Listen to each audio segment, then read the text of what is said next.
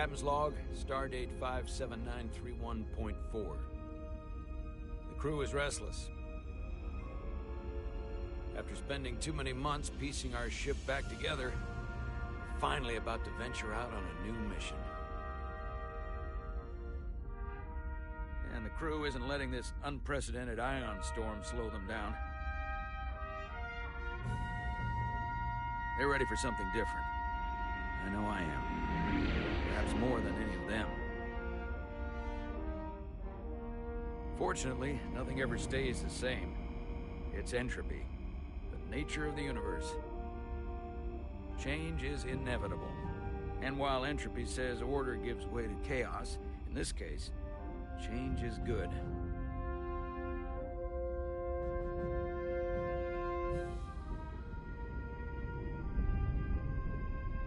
Our new first officer is en route to the Resolute. Jara Rydek. I know she'll bring a welcome dose of new blood to the crew.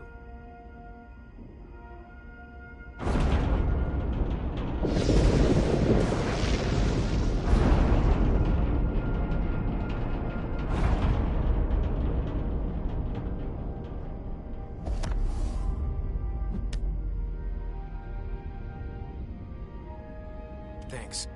No problem. I'm not great with flying. But these little shuttles are the worst. Here's a tip. Don't close your eyes. You'd think that would make it easier, but it only makes it worse.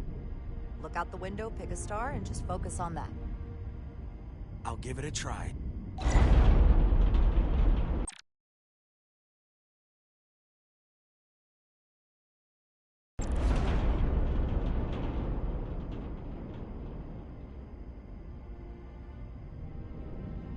Sorry, I'm a little anxious.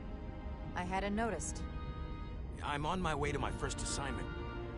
When we get to the starbase, I'm transferring on to the Resolute. So am I. It won't be easy for Jara to step in at the 11th hour like this. But if she's half the officer I knew she could become when she was a cadet at Starfleet Academy, she'll be the XO this ship needs right now.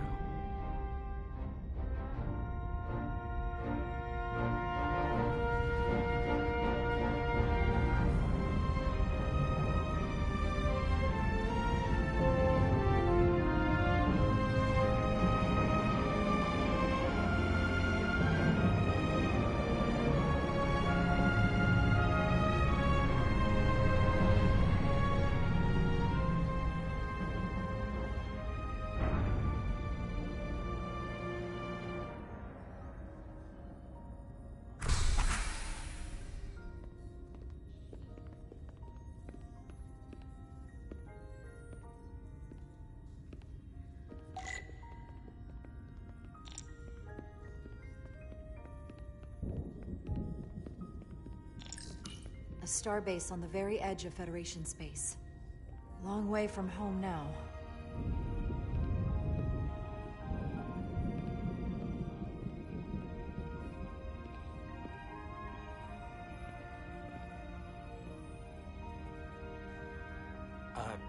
Commander? I'm not usually such a nervous wreck, by the way. I actually did well at the Academy. Oh yeah? Maybe you've heard of the Torvalin test? Sounds familiar. It's a tactical simulator that makes the Kobayashi Maru look like a picnic on Pintaris 5. Anyway, I finished in the top 20. Not just in my class. I mean, all time. In the history of the Academy. Only top 20, huh? So I guess there's room for improvement. Well, it's really, really hard. So I've heard.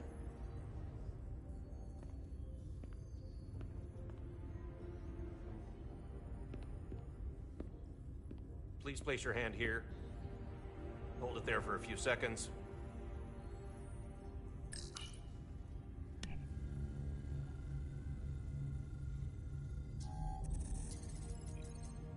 Welcome, Commander Rydek. Wait, you're Jara Rydek? You absolutely crushed the Torvalin test. You finished in what, like the top 3? That would be me. Now I'm really... It's an honor to meet you, Commander. Sorry, I didn't realize before. I just came off the shuttle and was glad to be on solid ground, so to speak.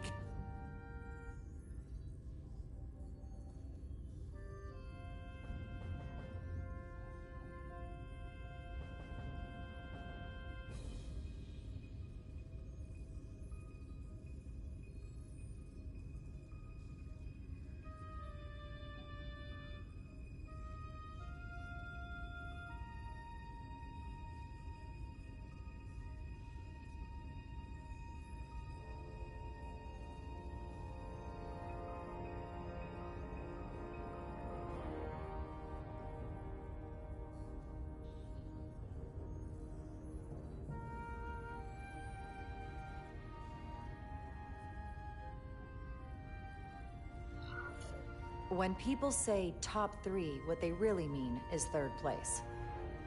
I'm not first, so there's always room for improvement. I'll, keep working then. I believe Commander Ermont is expecting you. He's in the concourse just ahead. See you on the Resolute.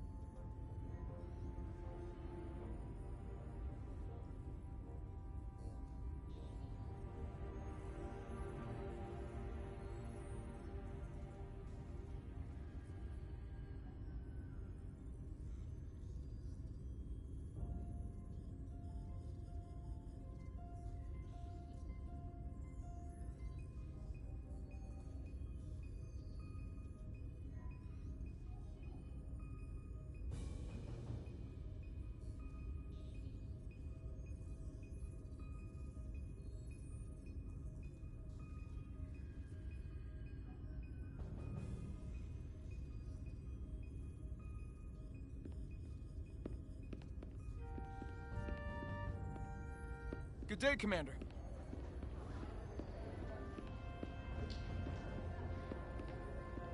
If I remember my briefing, Commander Ermont is a Bolian, so I'm looking for someone with blue skin.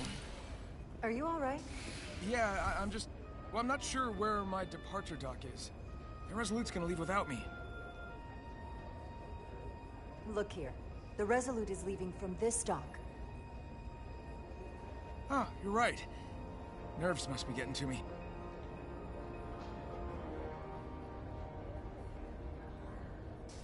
Thanks so much, Commander.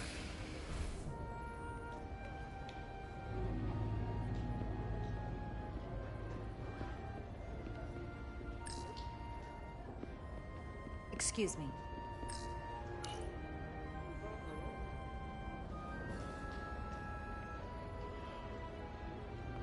Welcome to the edge of the galaxy, Commander Rydek. I'm Commander Jan Ermot, Operations Officer on the Resolute. Commander? I hope there wasn't too much trouble getting here. This storm isn't making anything easy for us right now. It was perfectly fine. No trouble at all. I'm glad to hear it.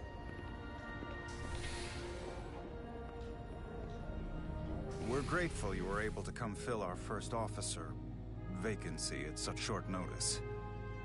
From everything I've read and everything I've heard, we're lucky you were available to us. Coming from a premier starship and all. You can spare me the flattery, Mr. Ermot. I'm here to work. Duly noted. I'll stick to the matter at hand.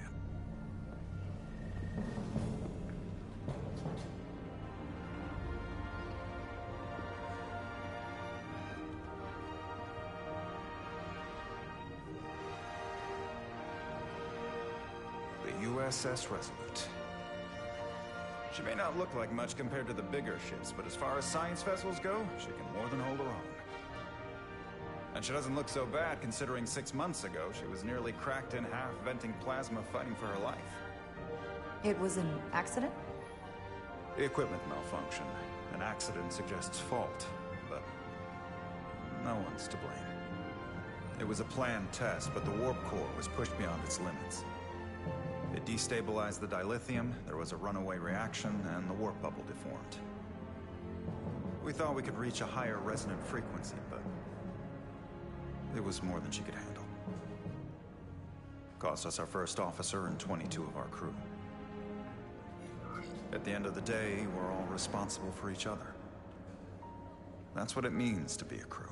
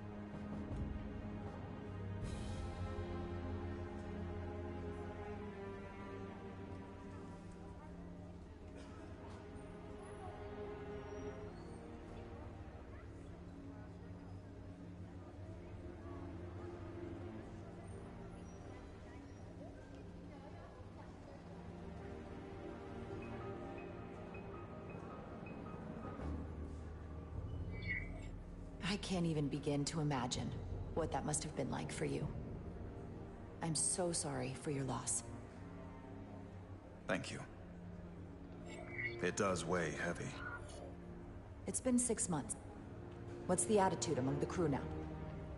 Unsettled. But I hope that a new mission will help them move forward. If not, move on. Listen.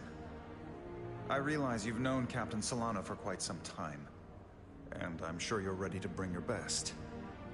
But I should warn you that when the captain announced you would be the new first officer, there were those who felt it was a mistake, that he should have promoted from within. So you might want to tread lightly at first. Until they come to value your contributions as much as he does. All due respect to anyone that feels that way. They're gonna have to get over it. I'm here, and I have a job to do, just like anyone else. That's true, but I wouldn't say it like that. Starfleet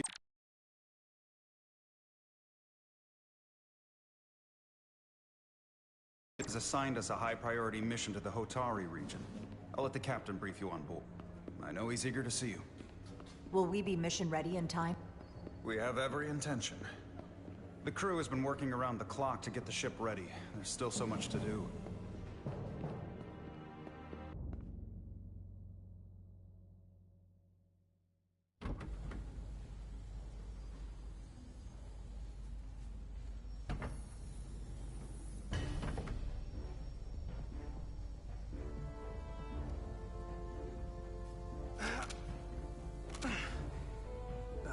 Stuck. I got just the thing.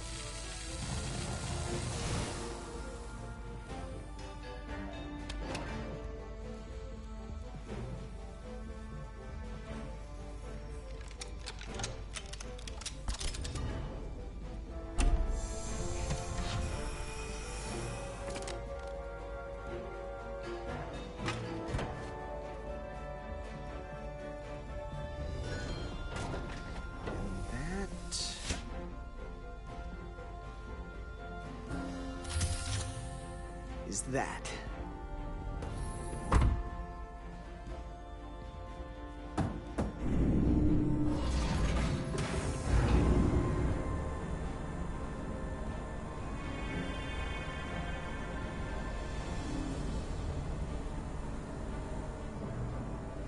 I thought that thing was totally fried.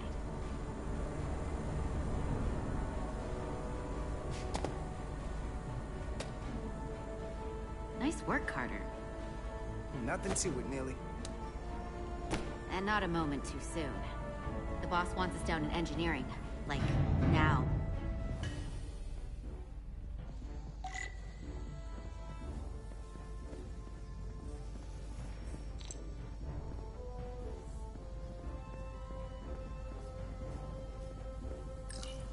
That's not where that goes. Maybe we can figure out where you're supposed to be. Come on! Hey Diaz, have you seen a hyperspanner around here? Oh, hey, there it is. You're a lifesaver, Diaz. Well, I don't know about that, but I try. Carter Diaz!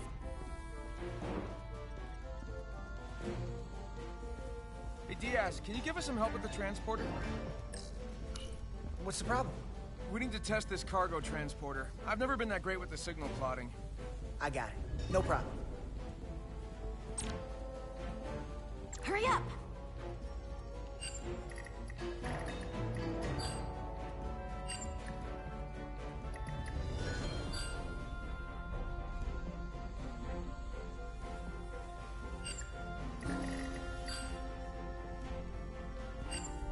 Time's a-wasting. No no sweat. Whoa, whoa, hey, buddy, get off the pad!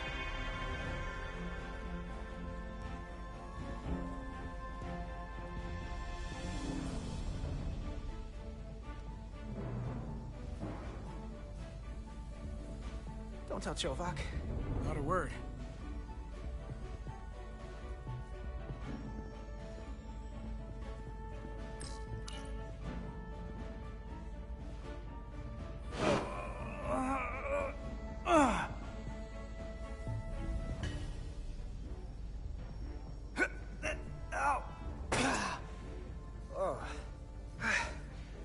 Oh, these are heavier than they look. Makes more sense than zero G. You're welcome.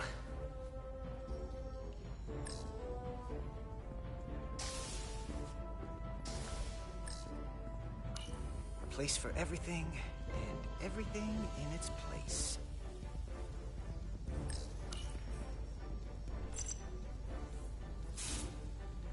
Someone gonna fix that?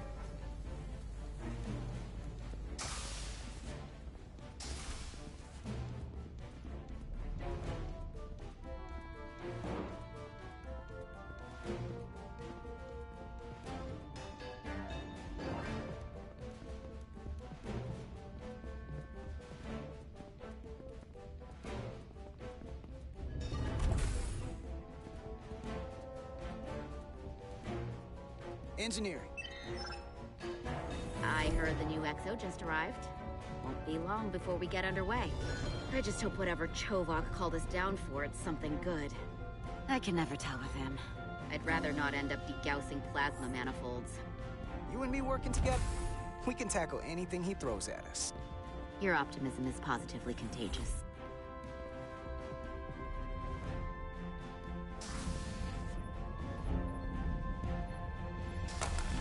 Looks like we got here before. Lieutenant Commander Chovak.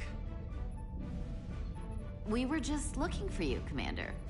Petty Officers Ed Solar, Diaz. I was beginning to think you would be late.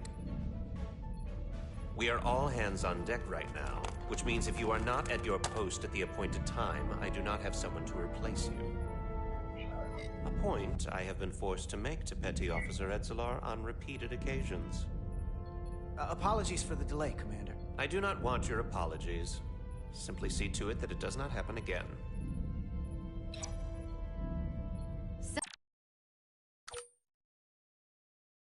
Oh, I don't suppose you wanted us down here to check in before we go off duty? Equip yourselves in EV suits to work on the exterior of the hull. I need you to tune the structural integrity field for optimal performance. The subspace distortions and ionic interference we are experiencing are preventing the proper calibration.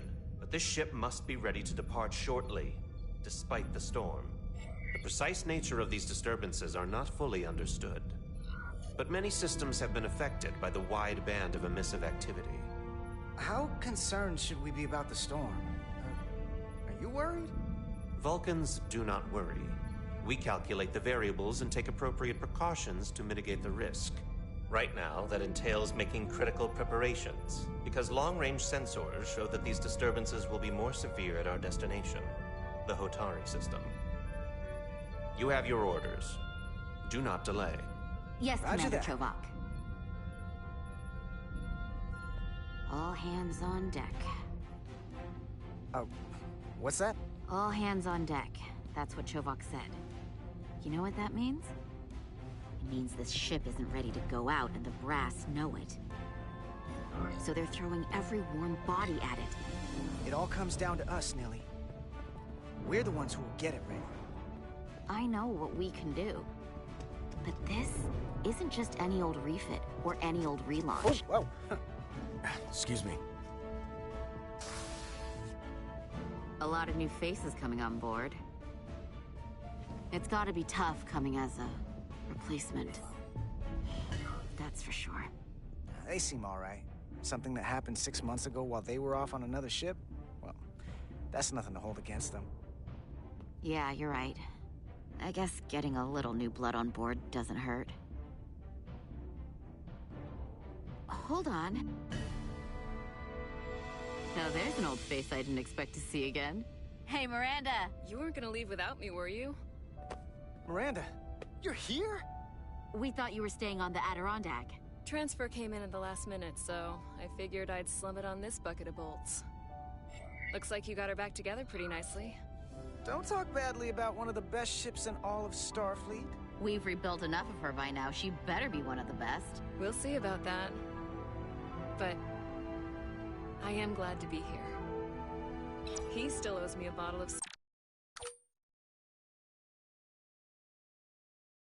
Dorian brandy. Don't think I forgot. Oh yeah, it's coming back to me now. Maybe Carter can rustle up that bottle and we can give you a proper welcome. As soon as we wrap up this quick little spacewalk.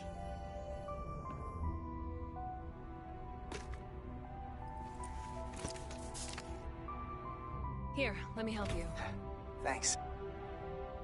So what's the word? Are you back in the security rotation? Yep. Still running with the usual suspects. Whoa. Good to go.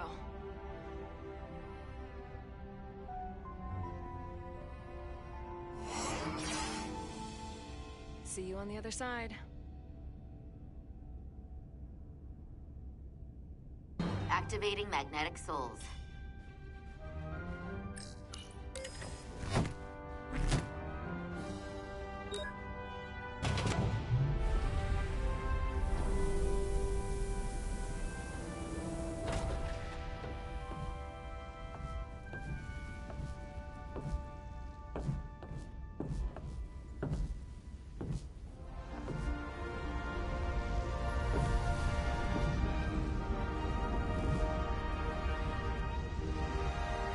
That view never gets old. Let's go.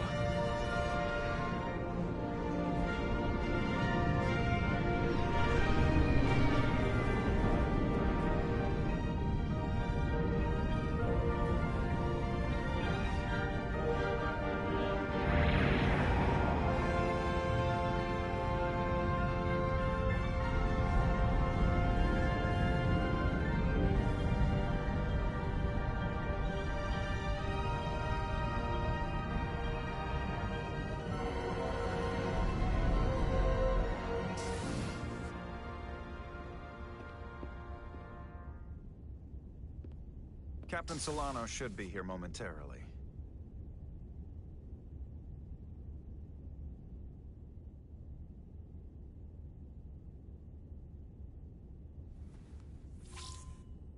You'll have to forgive me, I don't know much about Kobleods. But my understanding is you need a steady supply of duridium to keep your cell structure stabilized, or bad things start to happen. And we have plenty of duridium in sickbay, so there's no risk of running out.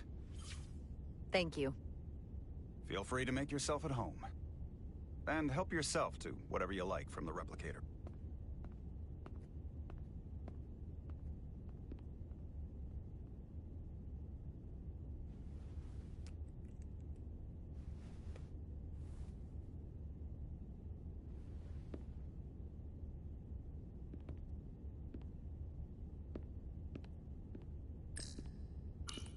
Just a sip of something. Tea.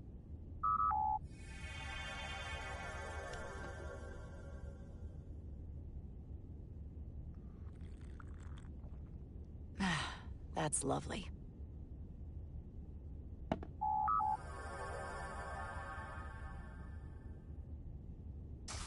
Jara Rydek. Last time I saw you, it was graduation from the Academy. You'd already secured one of the most prestigious assignments possible. And you were burning with enough ambition to fuel 7 trips around the Necrid Expanse. It's good to see you again, Captain. I could not be happier to have you on the Resolute. The only regret is that we couldn't provide you with a warmer welcome. The arrival of a first officer to her new ship deserves a bit of fanfare. That would be totally unnecessary. I don't need any pomp and circumstance.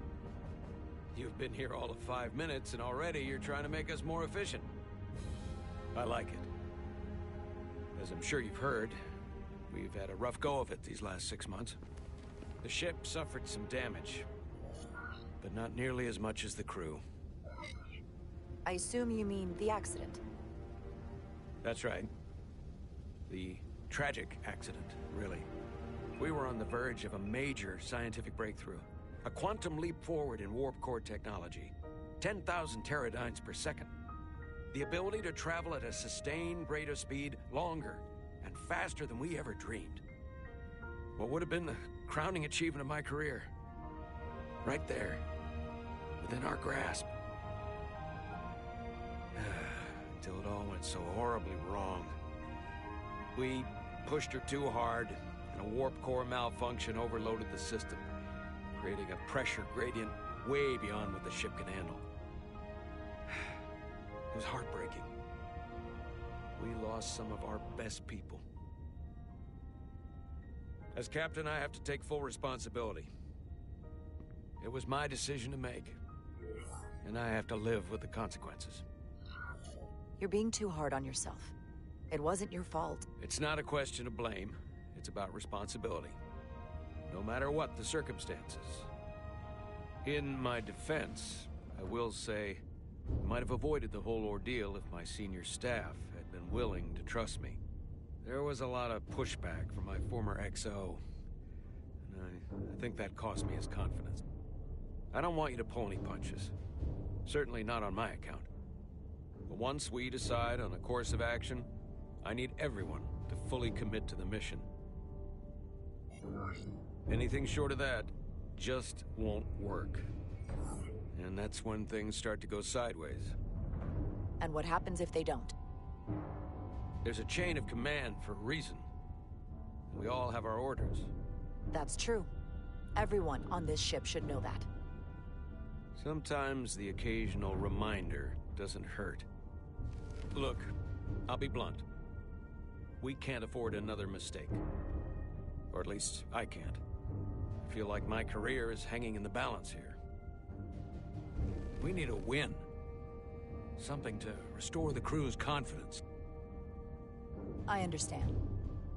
On a more positive note, Starfleet has tasked us with what they're calling a mission of the highest priority. Escorting a senior diplomat to Hotari space. Two previously peaceful and otherwise non-aggressive civilizations now find themselves on the brink of all-out war. So it's a peacekeeping mission. I see it as a golden opportunity to not only prove what the Resolute and her crew are truly capable of, but also a mission for which we're uniquely qualified. This ionic storm. Our long-range sensors suggest it's several orders of magnitude stronger than anything on record. A total anomaly like nothing we've seen before. And you'll never guess where it leads. Hotari. Exactly. Very nearly in the precise location where we're headed. Where I imagine the interference will be exponentially greater. So basically, we're being sent into the eye of a storm, more powerful than anything on record. Well, yes. But we're taking every precaution. But I don't want to get ahead of myself. I expect we'll have some rough sledding when we arrive, so I need you to prepare the crew for the worst. There's just one more thing I want to clarify up front. The metric that, for me, will be the ultimate measure of your success. What is it? If after serving as my first officer, you don't one day find yourself with a ship of your own, then I will consider it my personal failure. When that might happen is entirely up to you. But it goes without saying, you have my full support. Thank you. But I feel like I still have so much to learn. You'll have plenty of opportunity. And if you're willing to put in the work, I'll do everything in my power to help you along the way. Come.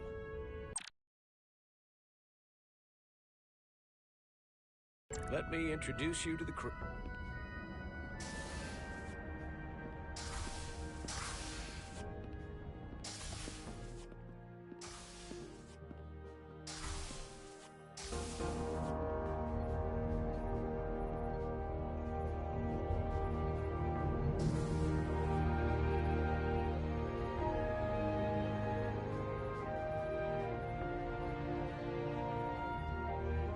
Everyone, if I could have your attention for a moment.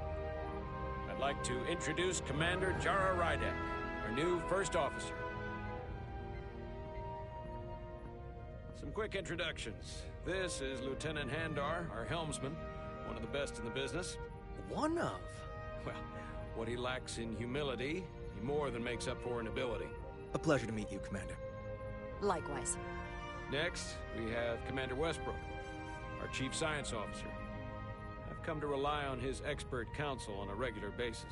Pleasure. Commander Rydek, it is such an honor to meet you.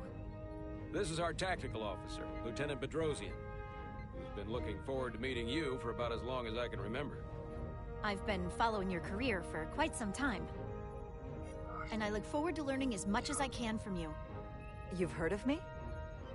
Well, I have to admit, one of the reasons I've followed your career is because you're part Kobliad, because of what you've overcome. Starfleet stands up for people who can't defend themselves, and you were one of those people once. But since then, you've done so much to protect others who need it. I really admire that. So, you've been something of an inspiration to me. Not that I've done anything close to what you've done. That's very kind of you to say, but enough about me. We have a lot of work to do. Oh, yes, of course. And then, of course, you've already met Commander Ermont. Please, do everything you can to make Commander Rydek feel at home here. I'll be on the starbase. I have an urgent meeting with the starbase commander to get our authorization to get underway. If they drag their feet any longer... The bridge is yours.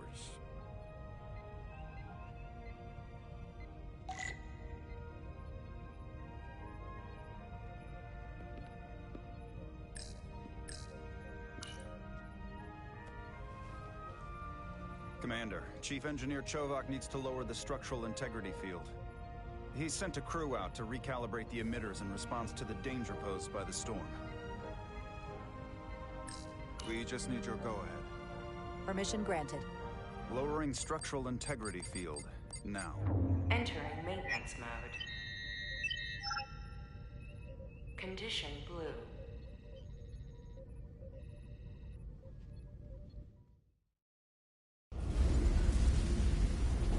The storm is getting worse.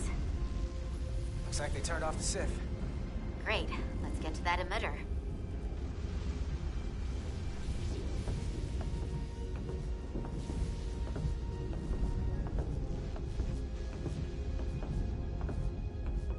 Every time we're out here, I half expect to see her in pieces again.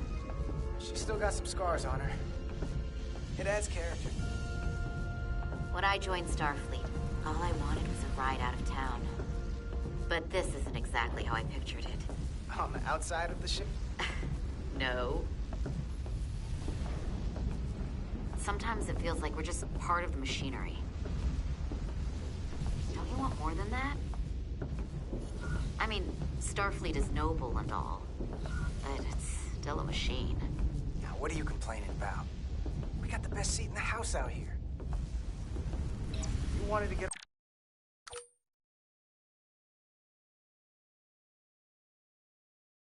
What? I enlisted because I didn't want to wait years just to get out and see the galaxy. I wanted to go somewhere, see new worlds. Look up at a sky no one's ever seen before. Just because I'm cranking a hyperspanner up in a Jeffries tube today doesn't mean that's all I'll ever be.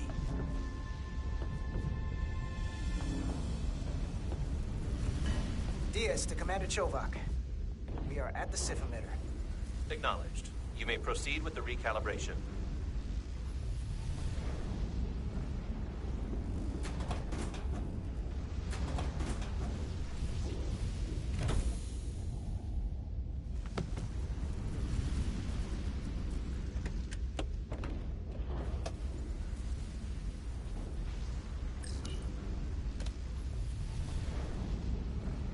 Beginning recalibration.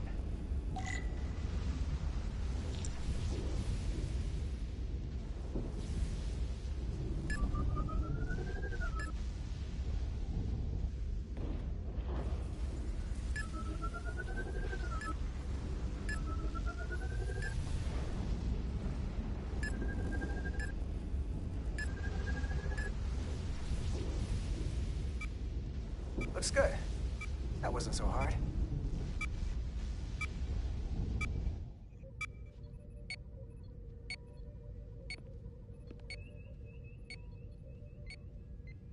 Commander Westbrook, right? Chief Science Officer. You remembered my name and my rank. Impressive. Yes, I'm the Chief Science Officer, and I have the dubious honor of being the most senior officer on this bridge. I know this ship inside and out. Better than just about anyone. Well, I'm so glad you said that. Now I know exactly who to turn to when I have questions. Questions are more Commander Ermott's territory. Captain Solano primarily relies on my knowledge and expertise when he needs answers. I'm curious, though. A Kobliad, or half in your case, is an odd choice for First Officer, given your vulnerable condition and all. But if, as an example, we found ourselves in a hostile situation, and you were suddenly incapacitated because you needed an infusion, what would happen then?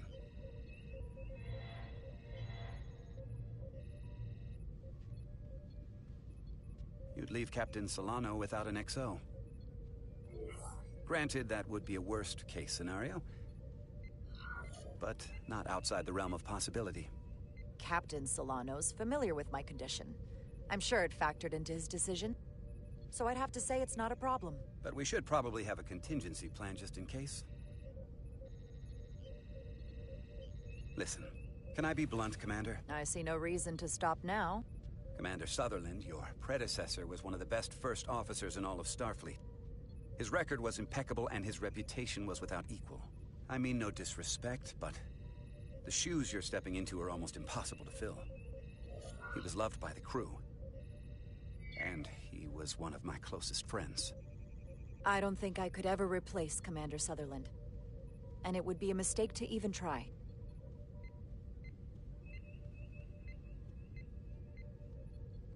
Seeing as Captain Solano is on the starbase, let me give you an update on this ion storm we're flying into. It's unusual, unlike anything I've ever seen. At the moment, I can't tell you if the Resolute will shrug it off or if we're putting ourselves at risk. However, if we learn more about its patterns, its nature, we can come up with a scientific countermeasure. Just a moment.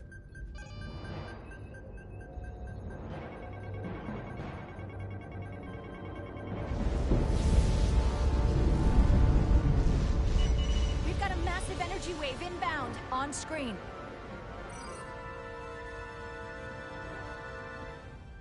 Tracing its trajectory. Starbase docking clamps are holding. The storm's emissions are fluctuating, coming in waves. And if my projections are right, we're about to get hit by a wideband burst of ionic energy. Like a tsunami. I'm reading power abnormal. Red alert! Aye.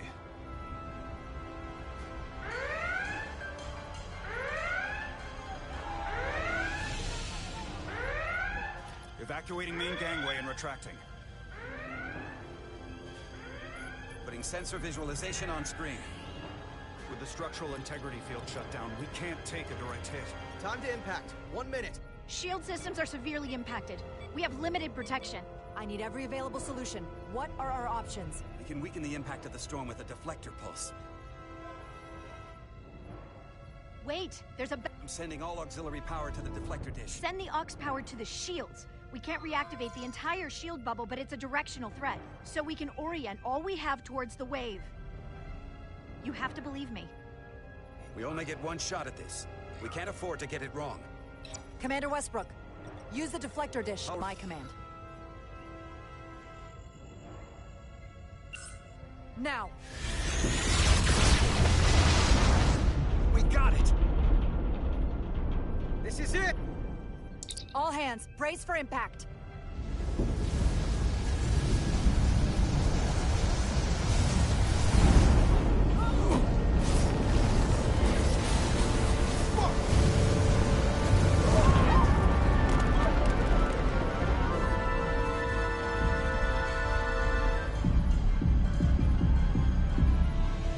What happened? We have experienced a surge of radiation. Oh, you don't say. This radiation supercharged the plasma, forcing it to backflush through the system and creating a dangerous imbalance. Blow out every primary system on the ship. Just tell us where you need us. I need you to traverse the hull to the access port to recalibrate the port nacelle plasma regulator.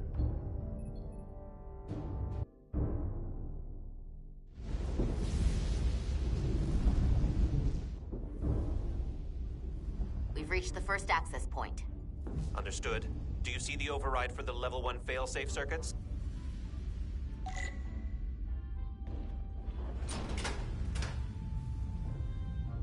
Affirmative.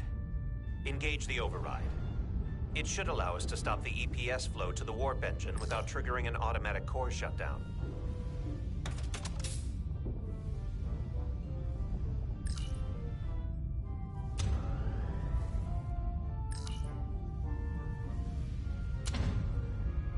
Failsafe override engaged.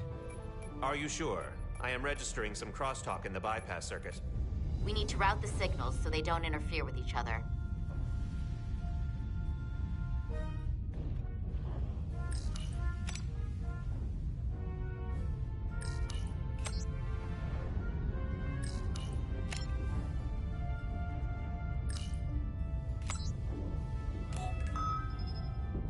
Diaz to Resolute. The failsafes are temporarily disabled. Moving on to the EPS regulator. Heads up, Carter. What is that? One of the discharges coalesced. It's coming right toward us. I'm gonna try to disrupt it with my phaser.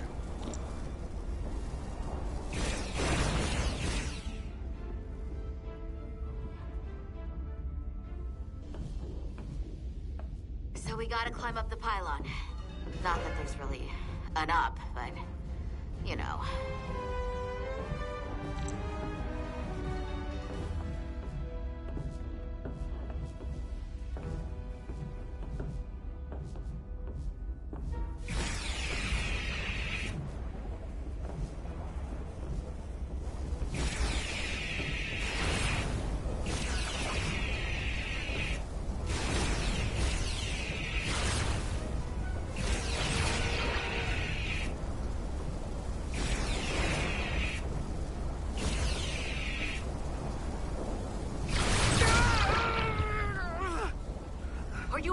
Yeah.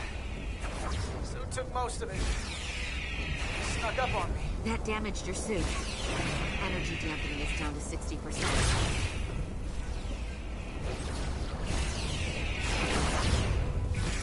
We're almost to the regulator.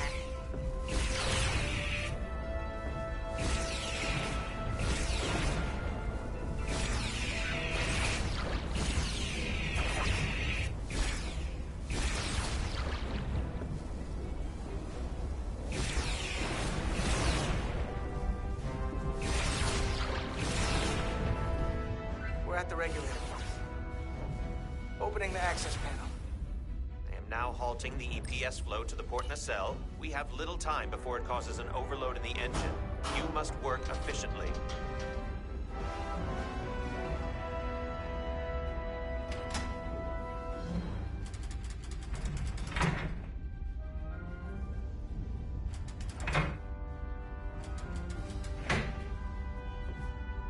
EPS manifold adjusters reset to neutral.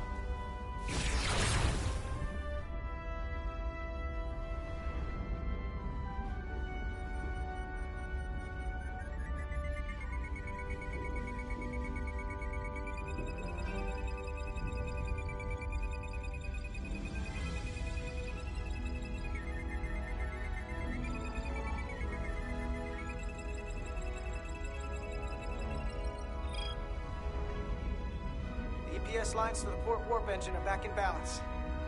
Almost done. Once I cycle the manifold nozzles, Chovak can...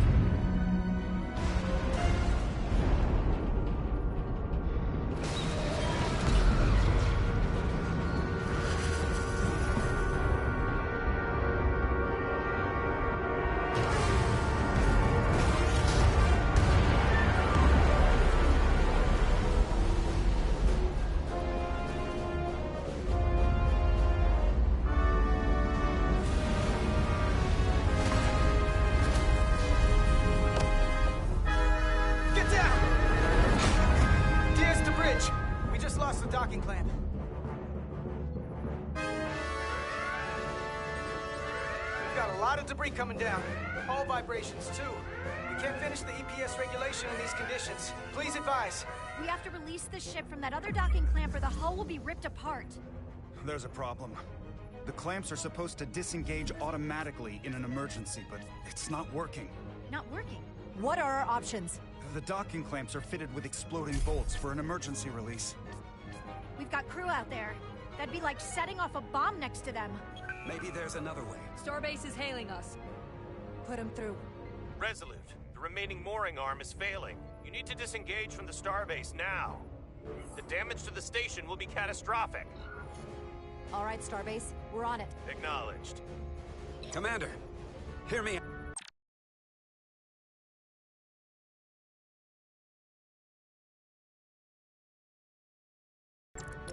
Reverse the polarity of the hull, which theoretically will repel the docking clamps. And repel the engineering crew right off the hull into the storm. This is Captain Solano. Put me on screen. Go ahead. Captain, we have a situation. Commander, what are you doing? This isn't your call to make. Blow the... The captain doesn't know the whole story. I'm giving you an order! Jara? All due respect, sir, it's a more complex situation than when you Jara, disembark. I need you to do the right thing. We can't have this go sideways before we even leave for the mission! The captain made himself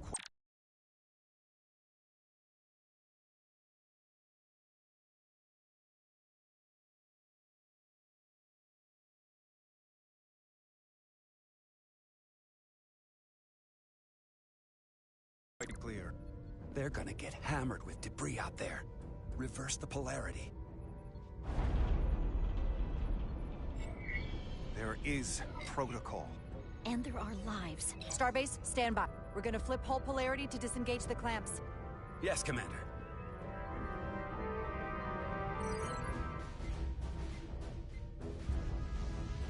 Repair crew, this is Acting Captain Jara Rydek. Repair crew, this is Acting Captain Jara Rydek. Be advised, we are... Tether yourself and deactivate your boots on my mark. Understood. 8, 7, 6, 5, 4, 3, 2, 1. Mark! Ah!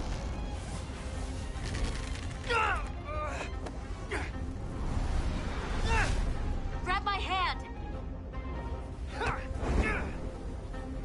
I got you. Thank you. Plasma imbalance is reaching critical condition. We are moments from primary system failure. I got it.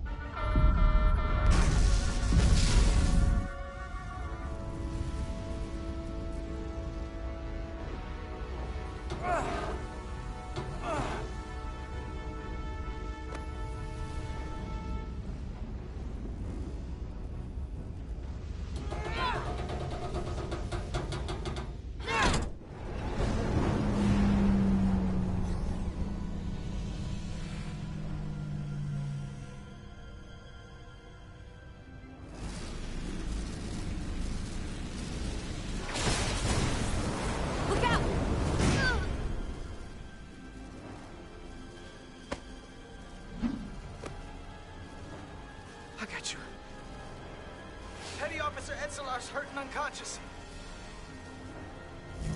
I'm gonna have to tow her back to the airlock. Mr. Diaz, the situation has changed. Mr. Diaz, the situation has changed. It's come to my attention that you are at risk of triggering a But Commander, the way we came is the nearest airlock. There's an auxiliary hatch near you on the far end of the pylon. You must bring Miss Edsolar there to access the interior. Roger that.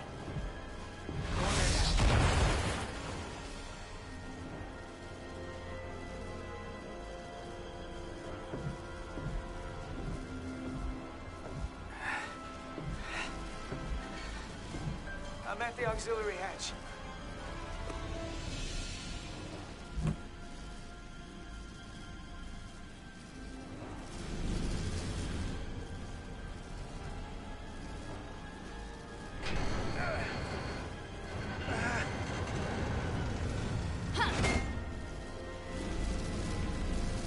go first. What? Let me save your neck this time. No time to fight me on this. You better be right behind me.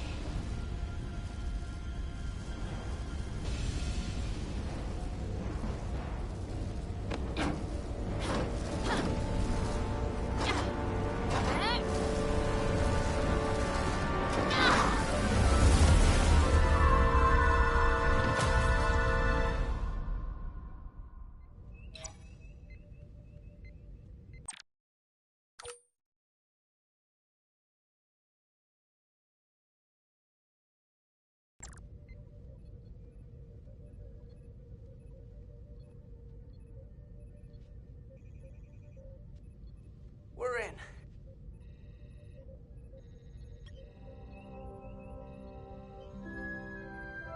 They're safe. Bringing the SIF fully online. Do it.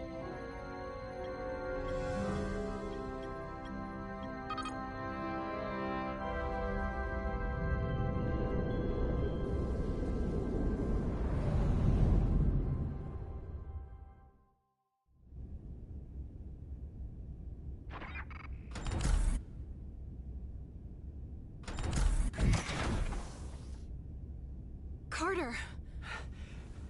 I'm okay. I'm okay. But that's... Here, let me help you.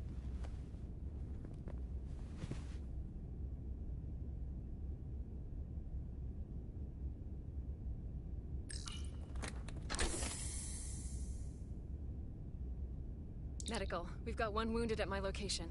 Millie. Oh, man.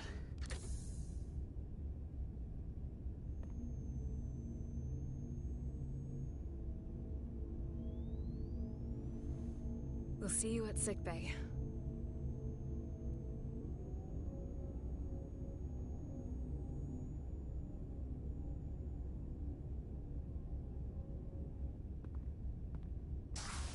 Status report. The repair crew made it inside. EPS flow is back to nominal levels. The SIF is back up. How does this affect mission readiness, Mr. Ermot? Releasing the docking clamps using hull polarity minimized damage to the Resolute. We'll have some last-minute repairs to make, but if we reapportion some of the staff, we can make our departure on time. As of now, however, we are successfully moored to the station. Good to hear. Send updates to my ready room. Commander Rydek, with me.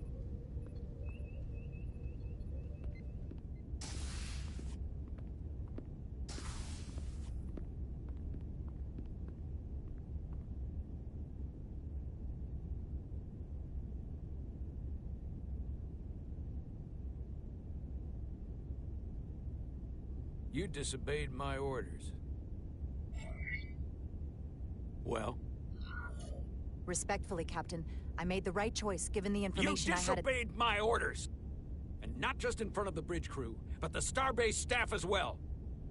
That's going to get around. My name's already tarnished around the fleet. But what is it going to do to my credibility on this ship? From the top to the bottom. Bridge to lower decks. Maybe I shouldn't have disobeyed a direct order, but you were wrong. You weren't on board, and you didn't have all the information. So I made the right decision for the ship. If you're worried about your credibility, put your ego aside and trust your crew. Trust me. You might have won some fans on the bridge with that stunt, but not everyone. Lieutenant Commander Chovak has already bent my ear. I'm sure he doesn't take it personally. He'll get over it in time. Mr. Chovak is more complicated than he would want to admit. I guess we all are. And, if I'm being honest, I'm not sure what I would have done in the moment either. You never really know if you weren't in those shoes. So, let's just boil it down to, you did what you had to. Thank you for understanding, sir. I'm sure no one knows the burden of command as well as you do. I'm sure you will, someday. Despite it all, we got our final Starfleet clearance to depart. So if you'll fetch Mr. Ermot, we'll knock out the final details of any outstanding repairs, and then we'll set out for Hotari. Yes, sir.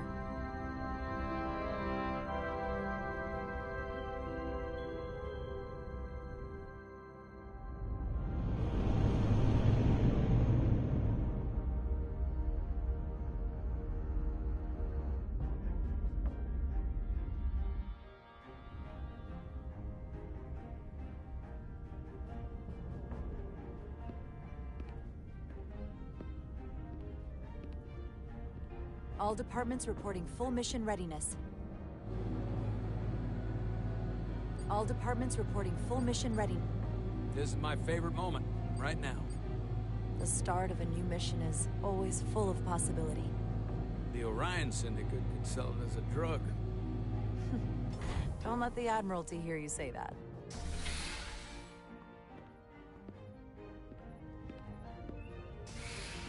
Captain on the bridge. Sit. Sit, everyone. You all know, I'm not big on speeches. We're embarking on the first mission since our refit. Let's make it a good one. Disengage docking clamps.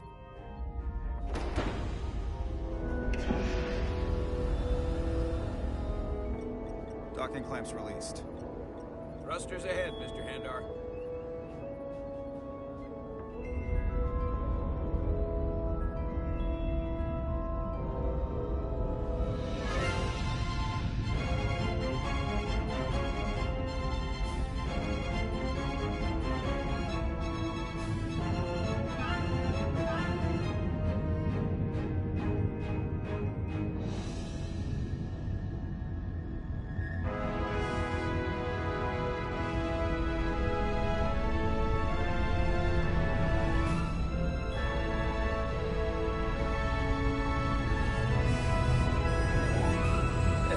Should do it.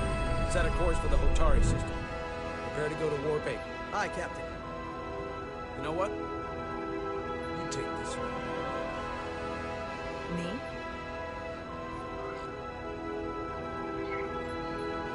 Helm. Do it.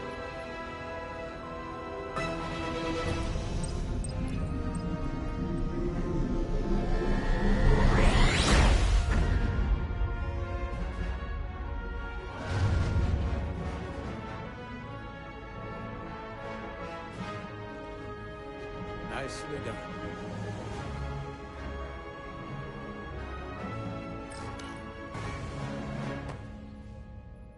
Whoa. Careful. Thank you. I'm fine. Really, You don't look fine.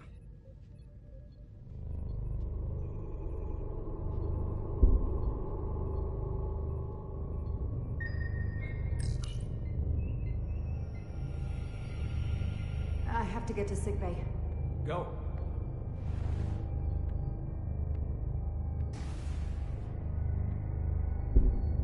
Commander, help me get her inside!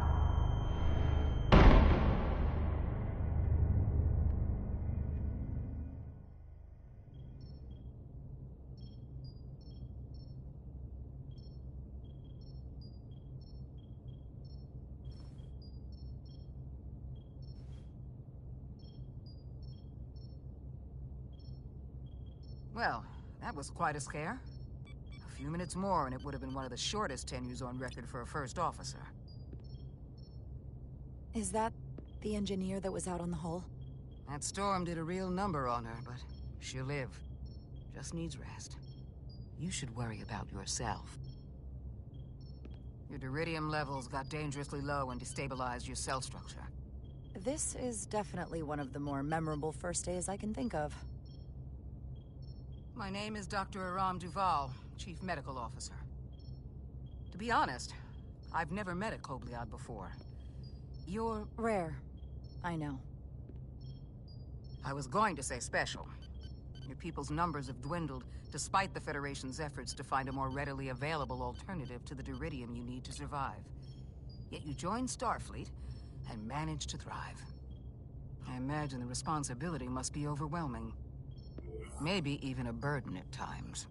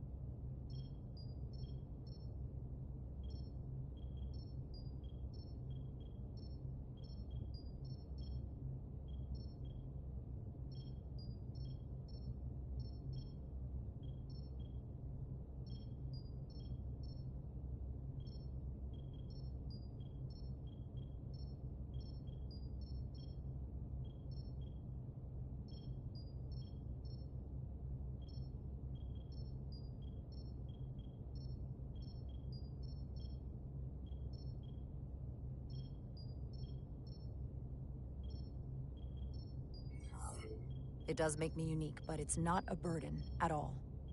I'm honored to be Kobliad, to represent my people. As you should be. And don't worry, I won't treat you like a science experiment.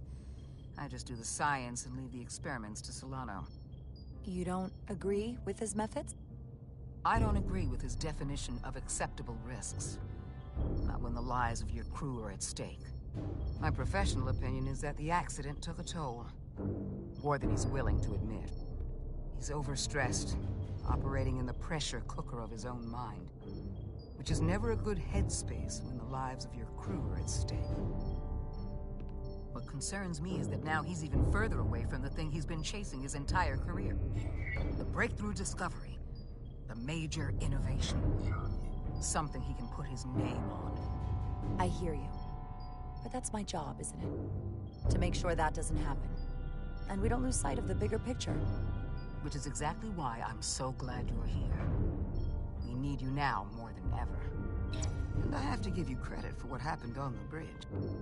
It took guts to defy a direct order. Huh. I guess word travels fast around here. It's a small ship. And everyone's curious about the new XO. Fortunately, your cell structure's almost completely stabilized. And I'll spare us both the lecture, but I do feel it's my responsibility to remind you, without regular infusions of Duridium, you will not live. It's as simple as that. Understood. Then, my work here is done.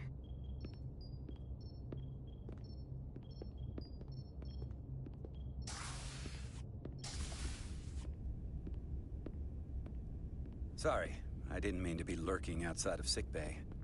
I didn't want to intrude, so it felt more appropriate to wait out here. We were all worried about you. Or I should say I was. I wasn't sure what was happening at first. But then I realized it was your condition. You sure you didn't come here to gloat? Remind me that you saw this coming the moment I stepped on board. Make no mistake, I like being right, and I won't be quiet about it when I am. But it didn't happen at the worst time. You made it through that. So I guess I was wrong. And a bit of a jerk. You trusted my intuition earlier. The deflector pulp. I felt I should thank you for that. Well, thank you for coming. Even though you didn't have to. I wanted to.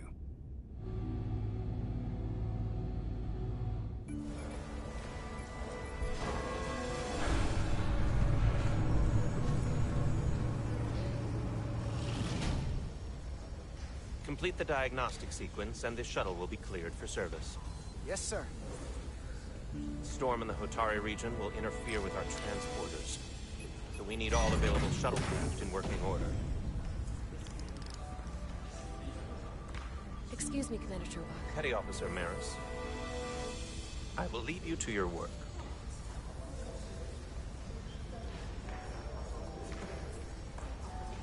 I stopped by sickbay and saw Nui. I figured you'd want to know. Did the doc get her fixed up? She's stable.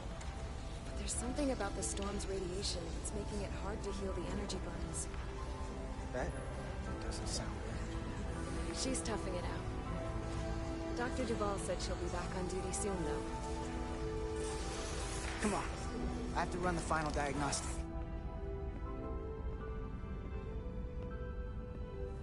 I can't stay long. I've got a long to-do list before we get to Hotari, and things are piling on faster than I can check them off. We're making all our last-minute checks and security, too. Hey, you don't have to keep me company. If you got things to do, go do them. No.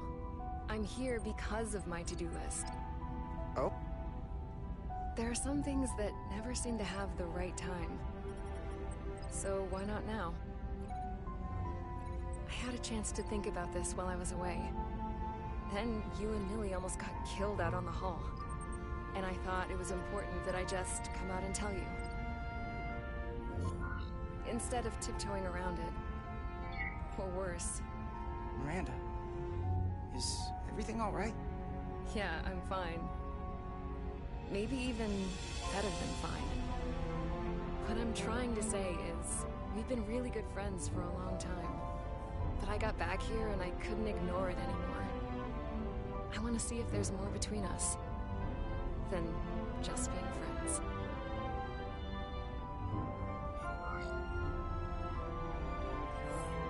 This is all kind of unexpected.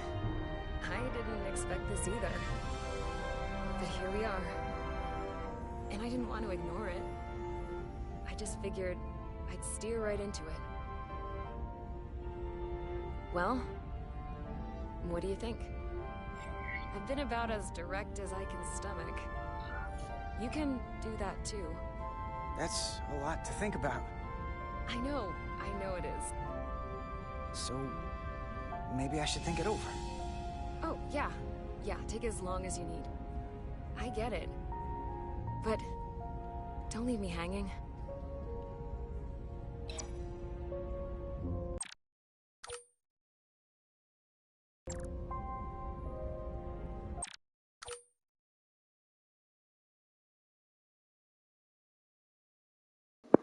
Miranda was somehow disappointed to hear that Carter isn't quite sure how he feels about a possible romantic relationship, but he remains optimistic.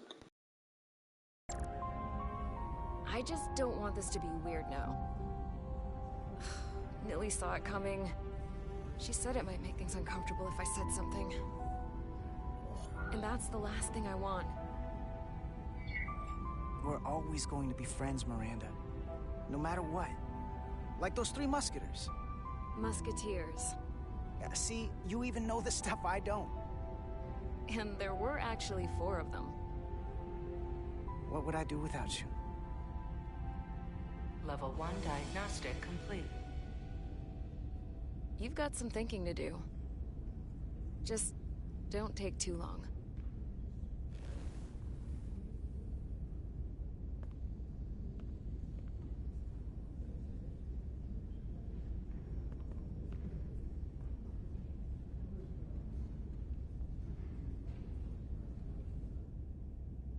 She's one hot piece of ass, he is. Approaching the rendezvous point outside Atari space. Helm, bring us out of warp. Dropping to impulse. Ionic interference surging, Captain.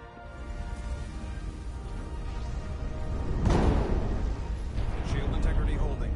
We can take it. We are at the correct coordinates to meet the shuttle. Commander Rydek, find us our diplomat, if you will. Aye, Captain. Let's reduce the noise. Filter out environmental signals. I can manually tune what's left for Federation signal types.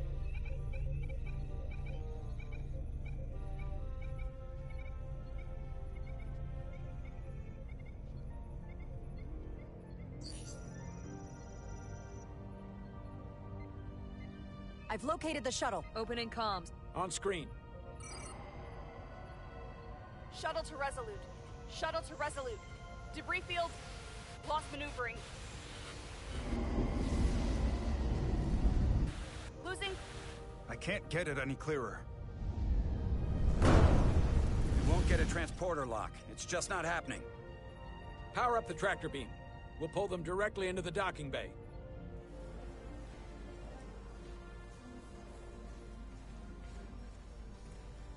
Diaz, you good to run the tractor emitter? Yes, sir.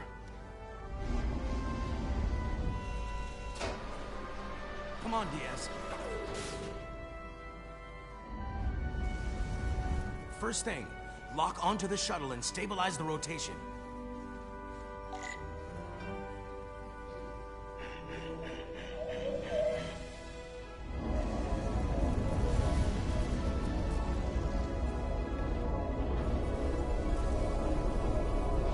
We're pulling in debris. I'm on it.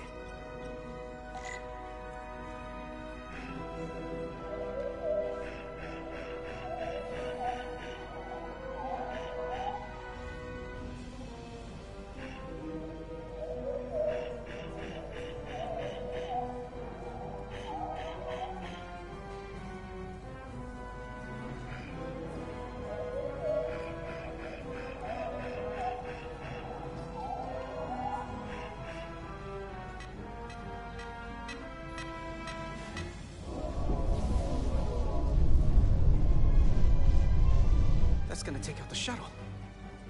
Diaz, the bridge. There's a large piece of debris headed for the shuttle. The tractor beam can't handle it. Can our shields take it? I believe so.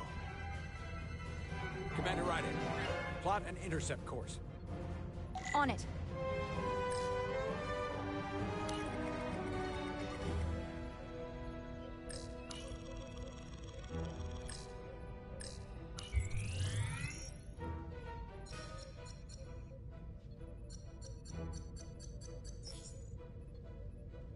Here we go. Maneuvering thrusters bearing 53 Mark 17. 200 meters on an intercept course. Maneuvering.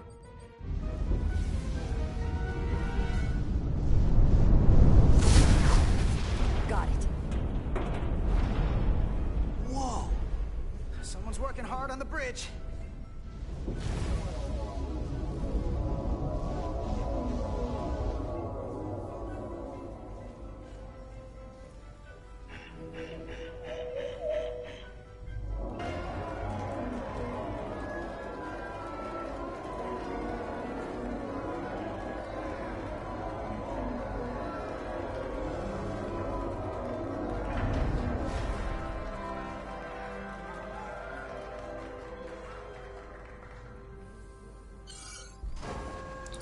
The shuttlecraft on board. Good job. We're on our way down to meet them.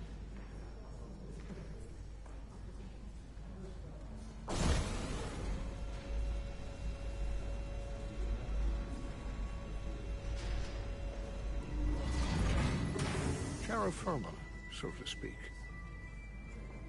Ambassador Spock?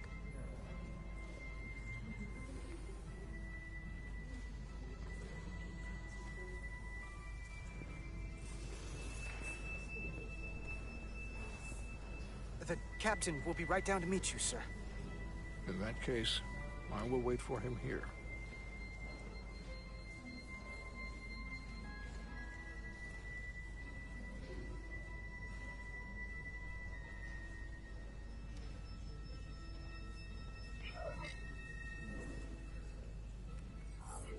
Well, let me be the first to say, welcome to the Resolute, Ambassador. Thank you, Petty Officer... Carter? Carter Diaz. Sir. I am pleased to meet you, Petty Officer Carter Diaz. It appears I have you to thank for my safe arrival. Your assistance arrived not a moment too soon. Well, it wasn't all me. I got some help from upstairs. A bombastic approach to clearing debris. We thought we were prepared for our arrival in Hotari space, but it is evident my craft was not sufficient.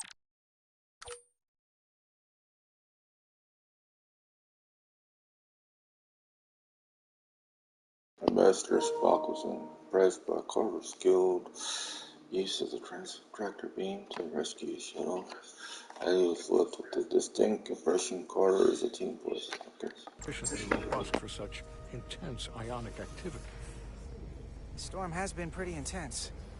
There was an element that was most unusual. Before you came to our aid, our maneuvering thrusters and impulse engines were rendered inoperable. So we attempted a short traversal at warp speed, only to find that we could not achieve warp at all, even though our diagnostics computer showed no faults or anomalies. What do you make of that? When all indications say that warp speed is possible, but in practice, we find it is not. I'd rather investigate than speculate. A sound principle. Take readings, run some additional diagnostic checks, and we'll get to the bottom of this. Quite logical, Petty Officer Diaz. Thank you. Ambassador Spock. Excuse me. I'm honored to have you aboard. I'd like to get right to it. We're already behind.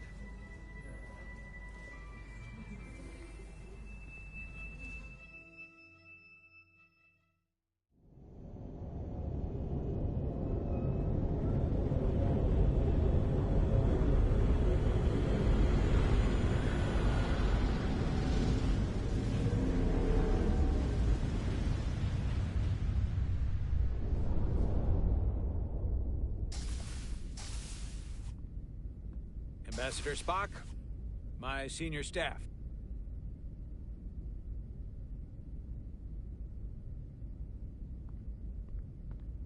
It's not every day that a captain gets to welcome a Starfleet legend aboard.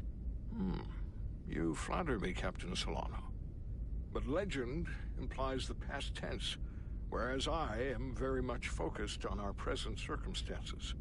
I didn't mean to suggest you were stuck in the past. You're right, Ambassador. Not the most diplomatic choice of words. We're all curious about the future, Ambassador. Specifically, what exactly are we getting involved in here? We got the basics from Starfleet. Two formerly peaceful neighbors are now on the brink of war. Indeed, and the tension between them grows fiercer by the hour.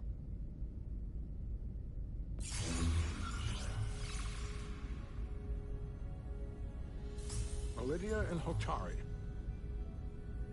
The Lydians are the more advanced species. They made first contact with the Hotari over a century ago. This is Tau, the Hotari moon. It is rich in dilithium, and for decades, the Hotari and the Illidians have shared a mining operation there. The Illidians provide the technological resources, while the Hotari have served as the labor force. The stability of that arrangement was the source of their peace, until recently. The Hotari have suddenly and forcefully seized control of the mining operations and expelled the Illidians from their system. That is the official story, as told by the Hotari when they requested Federation mediation. But the details remain scant. Communications between all parties have been limited by the ionic interference.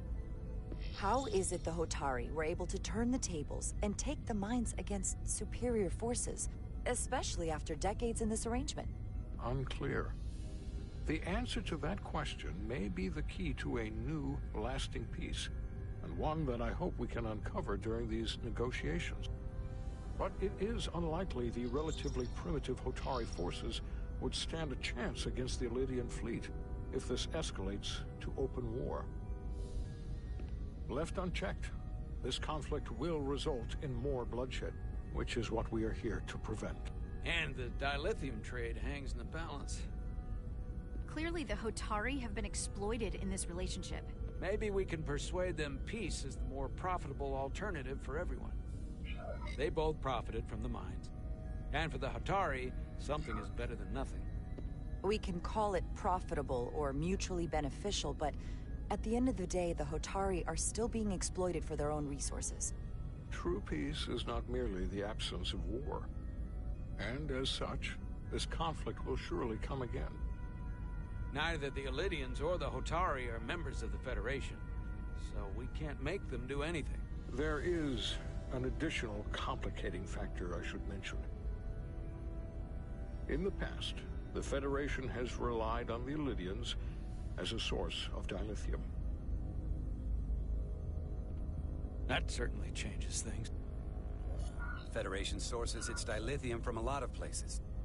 We could use that as leverage with the Illidians. They'll want the Federation to continue buying from them. There might be something to that, Commander. Putting that on the table could make the Hotari more hostile. Given the Federation's involvement in the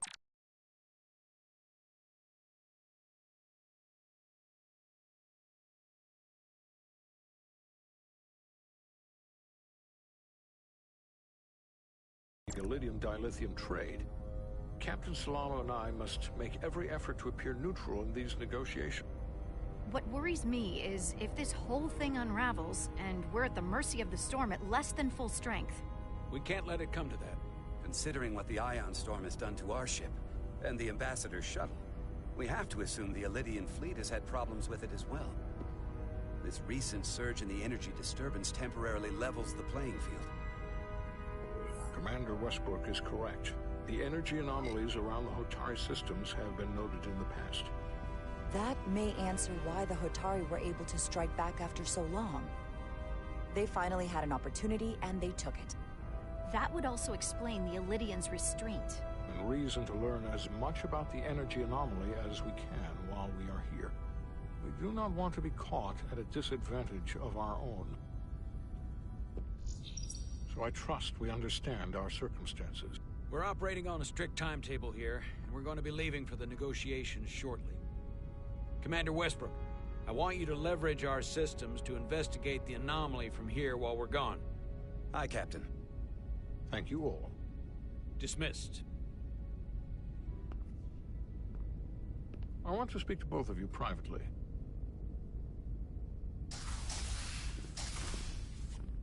Ambassador Spock, I'd like to make a formal introduction. My first officer, Commander Jara Rydek. Commander, as you are aware, there are limits to what Captain Solano and I can do in our official capacity as representatives of the Federation. But someone in an unofficial capacity, your first officer, Commander Rydek could ingratiate herself to certain parties behind the scenes, where they may be more candid in revealing information that could lead to a resolution. She certainly goes her own way. Maybe that helps in this case. I'm honored to be included in the negotiation process. You're not just included, you are instrumental. Well, I hope Commander Rydek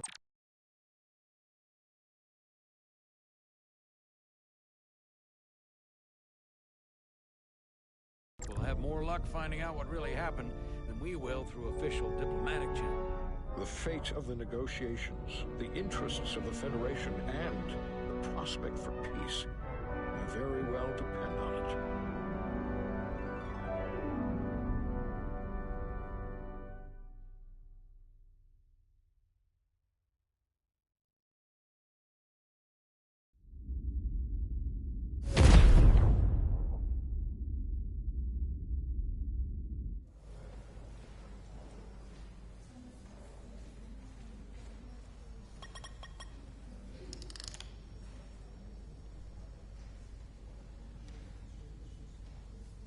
Mr. Diaz, I understand you have already discussed the warp drive failure with Ambassador Spock? I have. It is imperative that the Ambassador's shuttle be flight ready. I need you both to ascertain the root cause of the system failures he encountered. I'm surprised, Commander. I thought you would have wanted to work on Ambassador Spock's shuttle yourself. I respect the Ambassador and his many accomplishments, but I do not derive any satisfaction from interacting with his shuttle as if it were somehow transubstantiated through its association with him. Especially when I have the entirety of this starship to concern myself with. Commander Chovak, is there anything you do enjoy? I take pleasure in the satisfaction of a job well done. I suggest you try it sometime. Make note of any abnormalities in your report. Carry on. Was that a joke? No, couldn't have been. One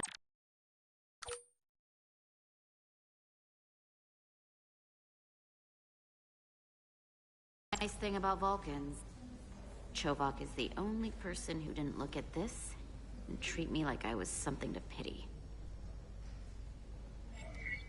Doc says I should get used to it. I don't know what you're talking about. Nothing to see here. Good. Look, I hate saying this, but every once in a while you shouldn't listen to me. Like when I'm half concussed telling you to go first. This isn't one of those times, though. Come on, let's get to the bottom of this.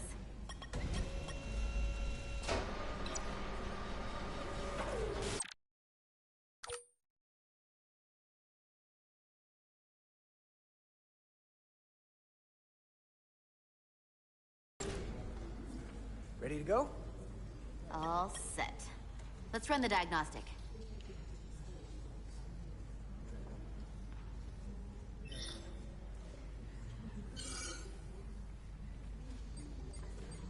So, I know about your talk with Miranda. You do? She sent me a Priority 1 dispatch right after your conversation. Yes or no, that's one thing. But I can't believe you said you needed to think about it. I did need to think about it. Well, you can't leave this unsettled. It's not fair to her. She was direct with you. Didn't play games. I just want to stay friends with her. I like being friends. I don't want to ruin that. Then you should tell her that. Don't keep her on the hook. Is that thing done yet? Yeah, it's wrapping up. Let's see. The relays along the primary EPS are blown. The backup relays are all intact. An EPS overload from the warp drive could cause that. But how did the shuttle end up dead in the water? Huh. Well, maybe the ship's data recorder can tell us something.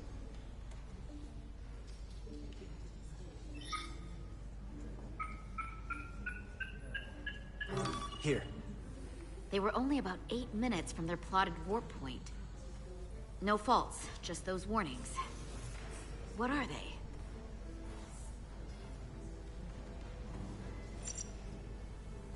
The warp field became inverted suddenly. I've seen this happen when the center warp coil cracks. A cracked warp coil throws a fault code. Still, we should take a look.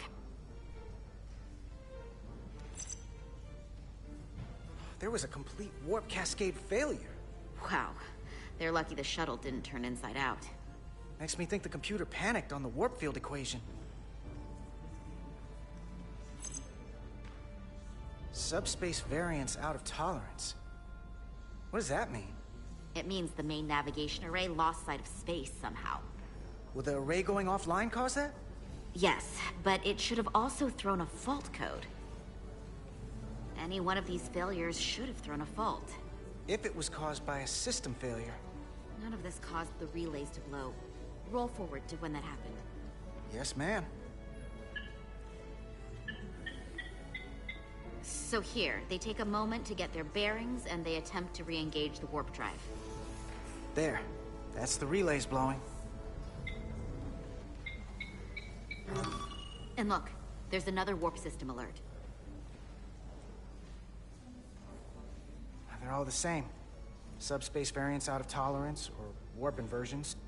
Finally, there's a complete warp cascade failure. Then it's one of two things. Either a warp coil is cracked, or the navigation array is offline. That makes sense. Divide and conquer. You want to check the warp coils or the navigation array? I'll check the other. Let's not overcomplicate this. One of these systems is likely broken.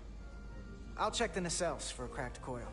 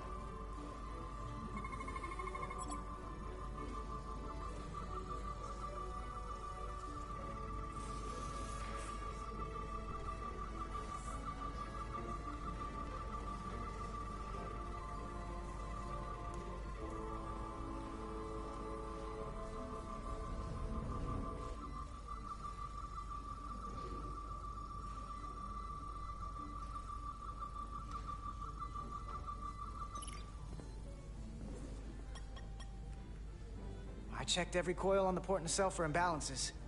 If any coil in either engine were cracked, I would have detected it. So, it must be the navigation array. Except it's not. Checked and double-checked. Well, the readings don't lie. Here comes the security detail for the way team.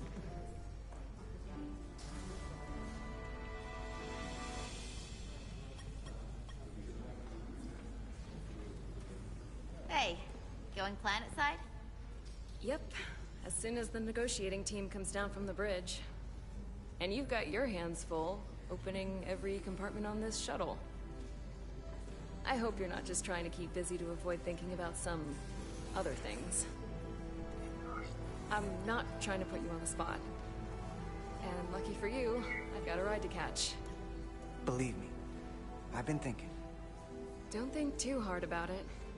It shouldn't be that complicated to sort out. Hey, Maris. Aren't these those button pushers you're always hanging out with? And you're the phaser jockeys we always beat in Parisi squares, right? All aboard for Hotari. That another one of the captain's railroad things? Gotta be. I just usually zone out by the time he gets to the whole, steam engines were the warp drives of their day part. Catch y'all later. You don't want to miss your train. I do have to go. So, you've had time to think. You have something you want to say to me? The train is leaving the station. I think we should keep things the way they are. You're one of my best friends. And you mean so much to me, and I don't want to risk losing that. I really don't. I understand. I gotta go. Sorry.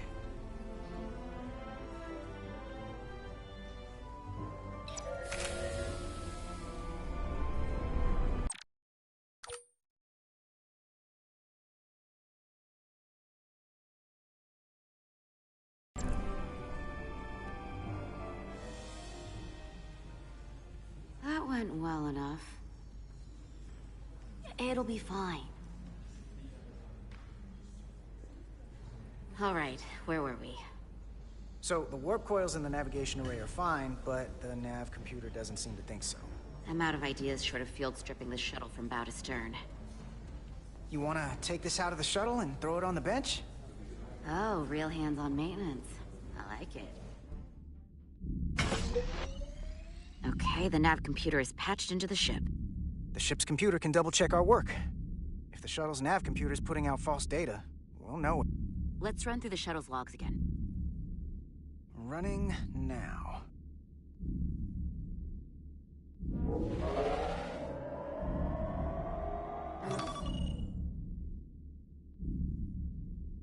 Same. Warp field inversion and a cascade failure. However, the Resolute computer doesn't show the same subspace variance. We're in the same conditions that the shuttle was in when it failed. Why wouldn't the ship's computer get a matching result? What if the subspace variance was a momentary occurrence? That's a possibility, and it would explain why the simulation under our current sensor readings failed to reproduce the issue. But a subspace anomaly strong enough to cause a warp field collapse would leave graviton ripples for days. Let's run with the momentary subspace variance theory for now. Roll forward to the shuttle's attempt to re-engage the warp drive. We need the conditions of space around the shuttle at the moment of warp failure. Resuming simulation.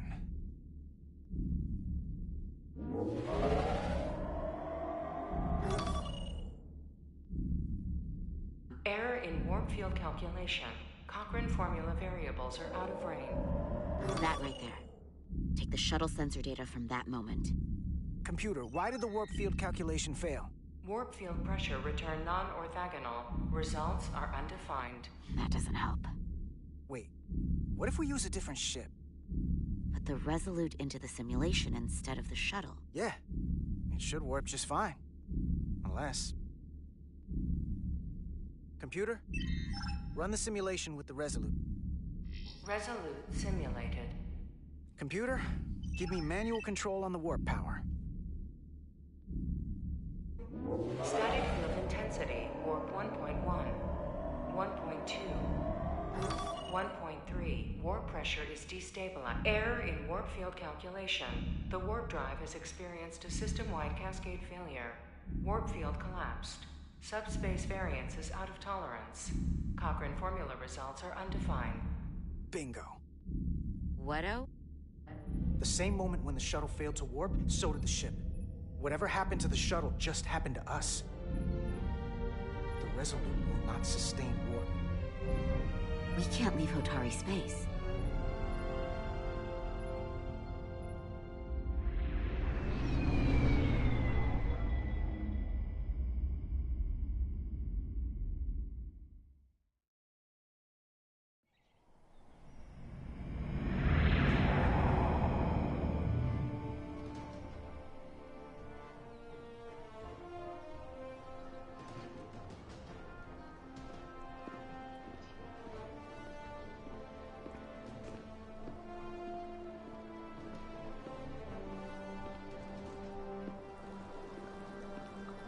Ambassador Spock, Captain Solano, welcome to Hotari. We are honored you've come. My name is Tylos Altaris, Minister of Diplomatic Affairs. The honor is ours, and this is Commander Jara Rydek, first officer aboard the USS Resolute. You'll find she has a keen mind, and unique insight into the dynamics between the Hotari and the Illydians. It's very nice to meet you. Likewise. I hope... These must be the representatives of the mighty Federation.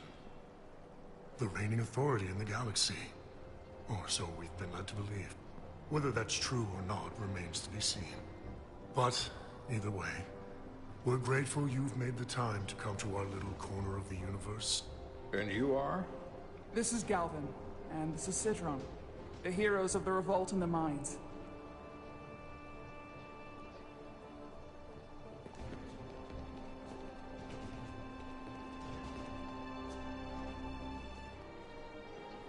Let's hope this is the last time we ever have to come here. If you'll excuse me.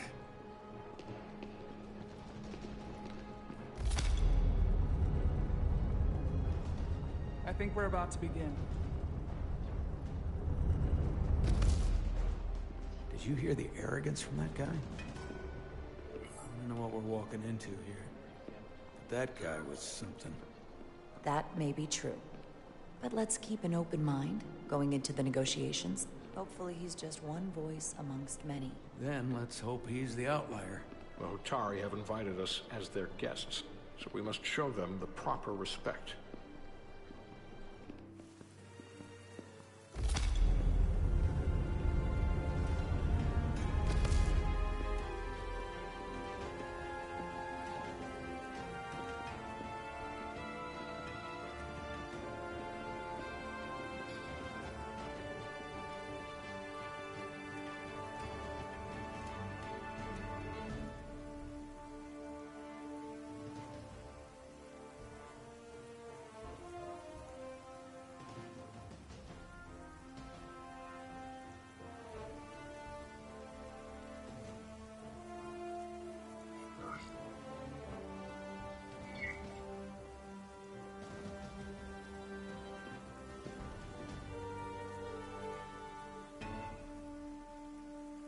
Ambassador Spock, welcome to Hotari Prime.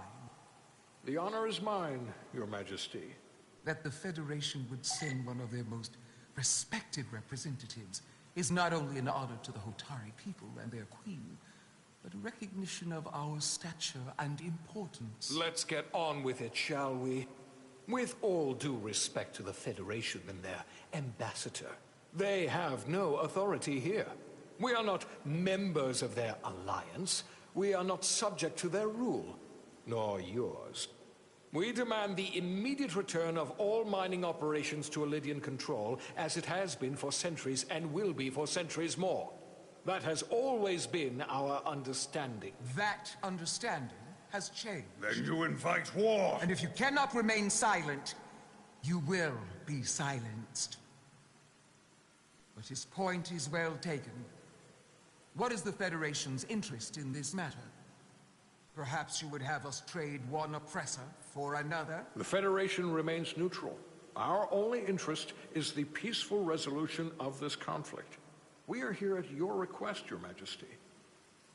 For now. I'm trying to keep an open mind here, but it's not easy. I thought they wanted us here. Was there something you wanted to say, Captain? Oh, no. My apologies. And what about the Kobliad? She's not part She of... can speak for herself, can't she? Then let her.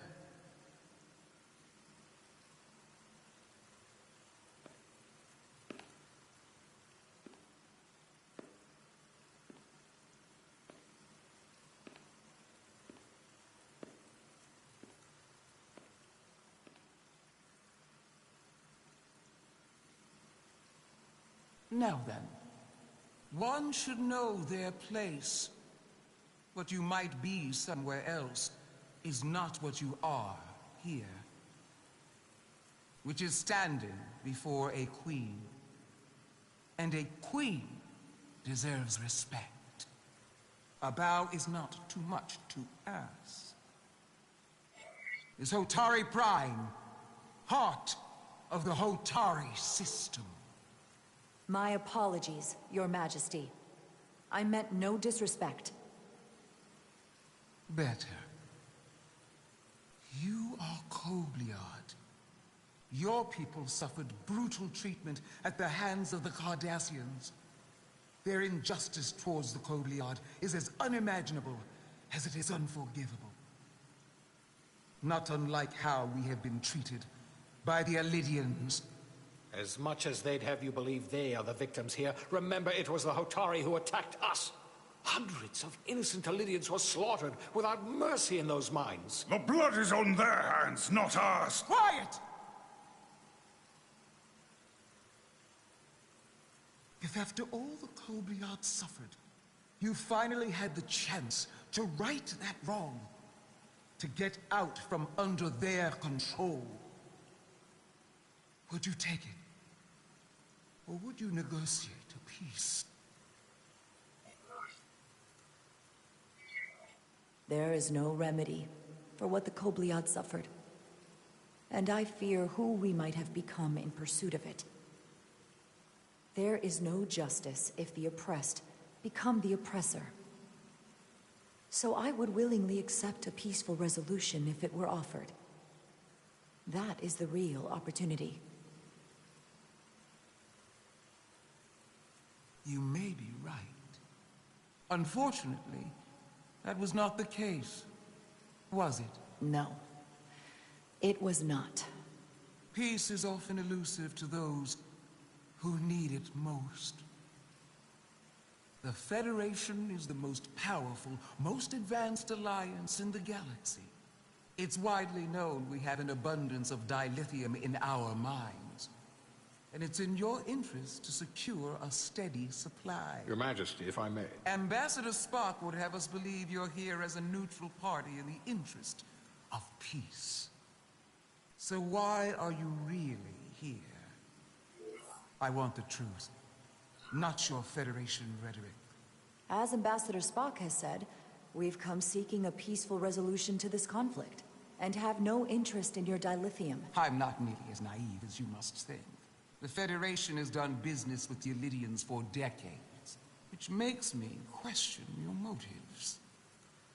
What they haven't said, but cannot deny, is a simple truth. The dilithium trade would not and will no longer exist without Alidian involvement. We created it for the benefit of everyone, especially the Hotari.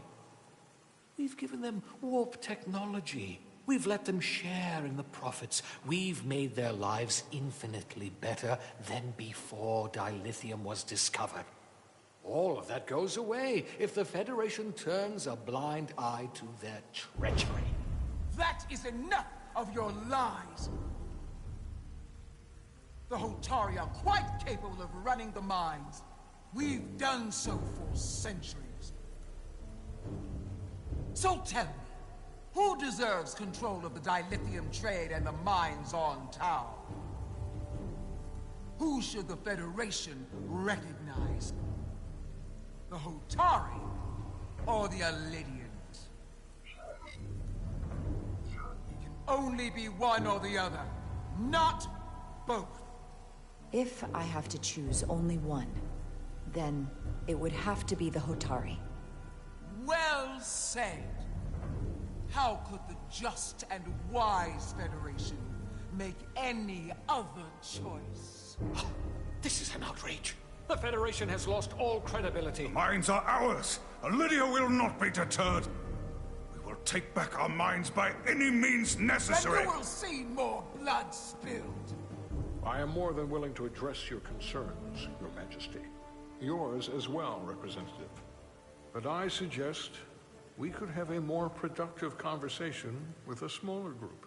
Perhaps only the most essential representatives.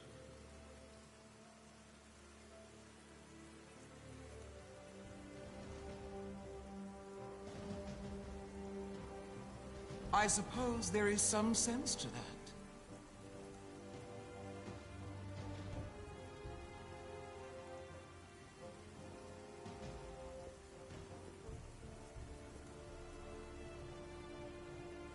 I hope we meet again. Commander Jara Rydek, Your Majesty. It's been a pleasure, Commander Rydek.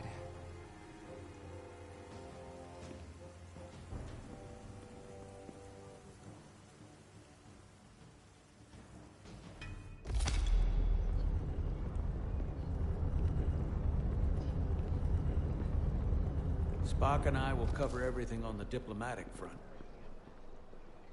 You make nice with the locals and see if you can get some answers.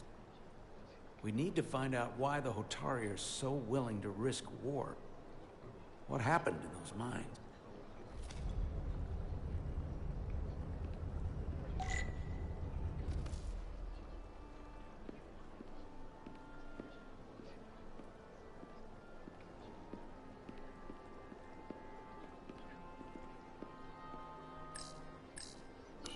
Such rough terrain. No wonder the Hotari are so tough.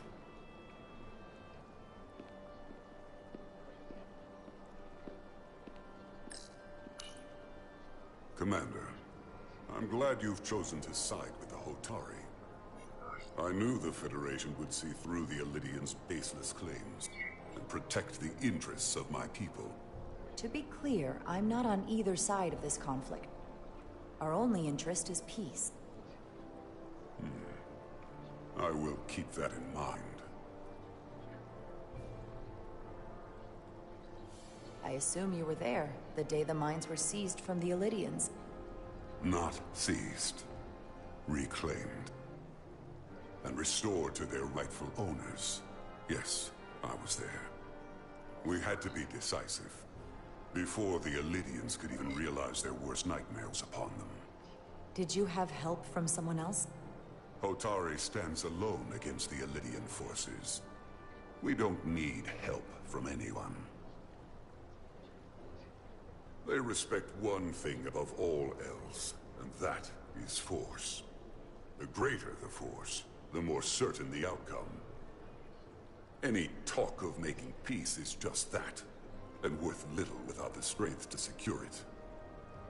Which makes me wonder about your ship, the Resolute. Undoubtedly the Federation's finest warship. Ready to contend with anything the Elydians might have in store. Or is that not true? Maybe I've misjudged it. It wasn't designed as a warship. More for scientific research and exploration. But the Federation must have ships designed for war. Technically, they're Starfleet ships representing the Federation. But yes. I see.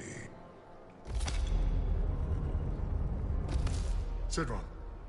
A pleasure meeting you, Commander. I'm sure we'll cross paths again.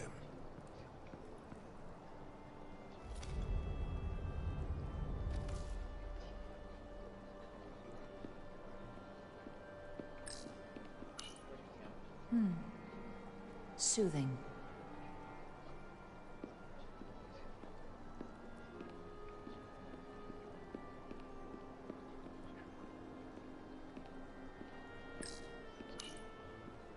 I'm probably not telling you anything you don't already know, but these negotiations rely on the Federation's neutrality, as does any hope you might have for a supply of dilithium in the future. So, why you would choose to side with the Hotari escapes me. Without Elydian involvement, there is no dilithium trade. We are and will remain completely neutral. Our only interest is the peaceful resolution to this conflict. As is ours. Of course, the question is, at what price?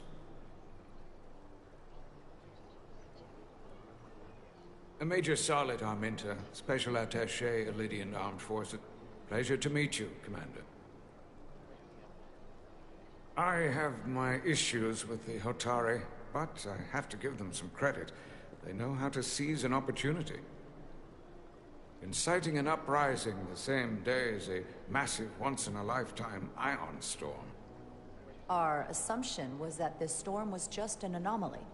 Yes, a very convenient anomaly. At least, that was what we were told. Of course, I wasn't there. But who am I to say otherwise? You should know better than to believe everything you're told.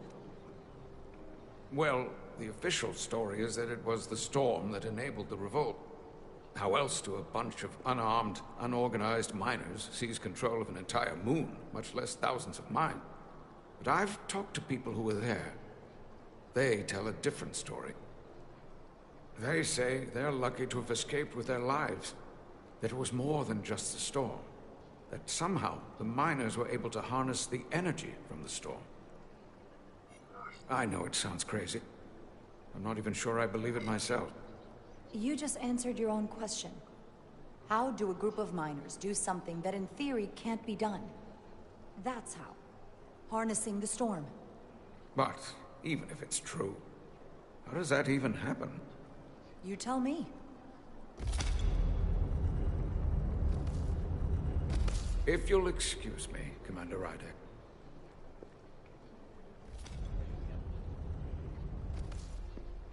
Commander, if I could have a quick word with you. Of course. I'm encouraged to see the Federation supporting my people. I'm afraid of what might happen without your help. I'm glad to hear it. I just hope you're not the only one who feels that way. I apologize for that. These are unusual times, to say the least. Much is changing. I saw you speaking with the Elydian. I'm sure they're painting themselves as the victims. The Elydians are under the impression the Hotari are somehow the cause of the ion storm. Which I'm sure they attribute to our lack of experience or sheer inferiority.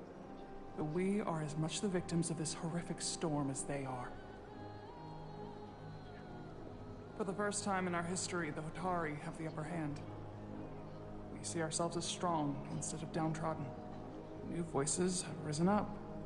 Old voices shouted down. Galvin and Sidron have become national heroes. Now they have the Queen's ear. Better or worse, depending on your perspective. I get the sense you don't exactly trust them. They're miners, not diplomats. I don't trust their instincts, which are leading us to war. My fear has been that the Elydians will launch an attack and crush us. You've seen their starship, no doubt. They could have retaken the mines whenever they wanted to, but it never happened. And as strange as this may sound, I'd almost say they're afraid. I just don't know what they're afraid of. It's still the same bluster and bravado you would expect from them. Because of what happened in the mines. Is it Galvin they're afraid of? It's entirely possible, but I don't know for sure.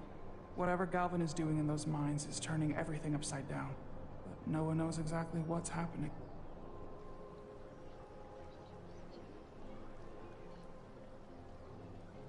Since the day of the revolt, Galvin has seized control of the mines and restricted all access.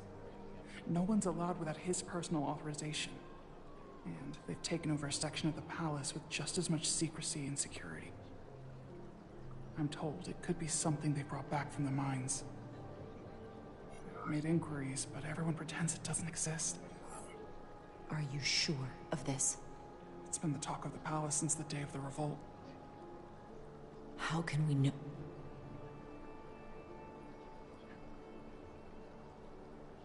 I'd better see what's happening. Do you think you can find out what they're hiding? I need to see proof of something before I can make my case to the Federation. I can try, but even if I found it, I might not know what to make of it. Take this. You can use it to capture whatever you find, and then send it to me.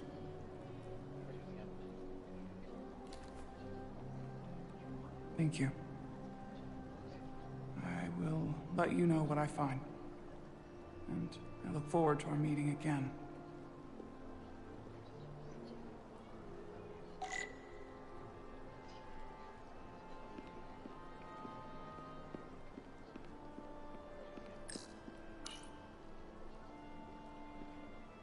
They seem proud of their culture. Pride can lead to rash action.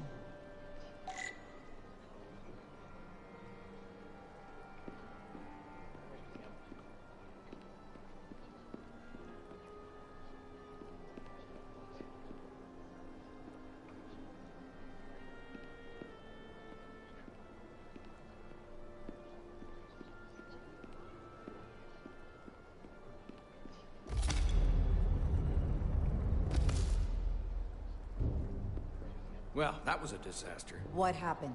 The Hotari refused to concede anything, so the Elydians stormed out. The Hotari did not invite us here as peacekeepers. I hope your efforts were more fruitful than ours.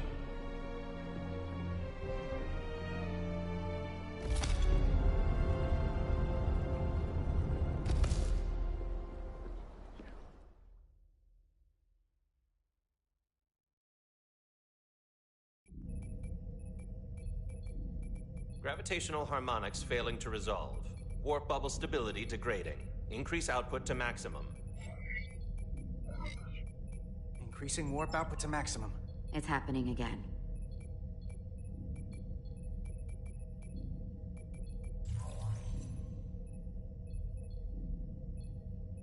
It is evident that presently, the Resolute cannot achieve warp propulsion. Since our diagnostics rule out any...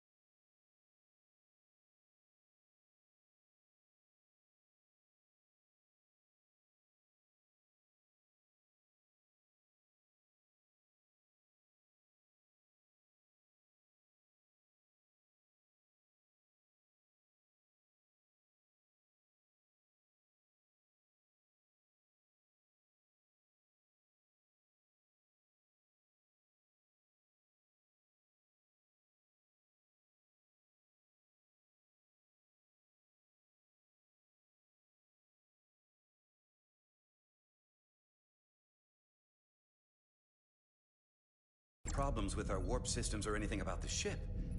The problem appears to be the fabric of space itself. Space itself? You're saying something about this region of space prevents warp travel? Prevents it, or can't sustain it.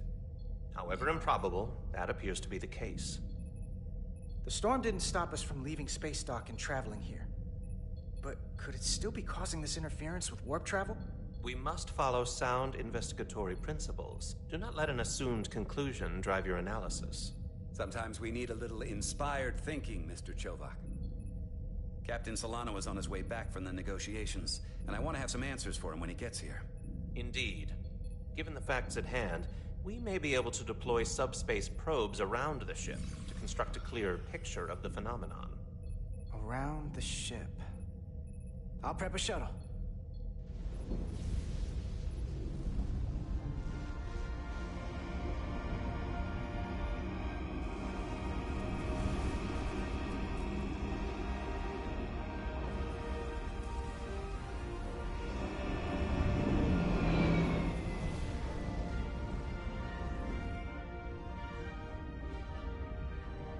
I'm setting up a waypoint at a distance roughly corresponding to the edge of our warp field. When we get there, I'll deploy the first probe.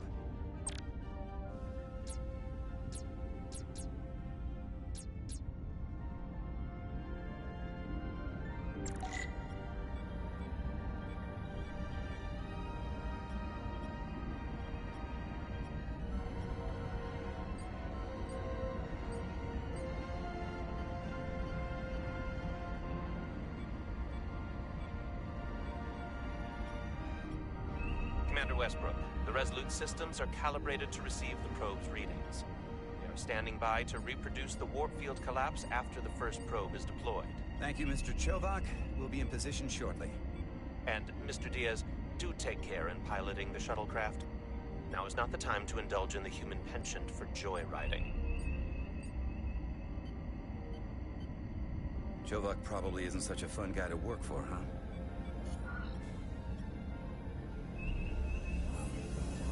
Nah, Lieutenant Commander Chovak's not so bad.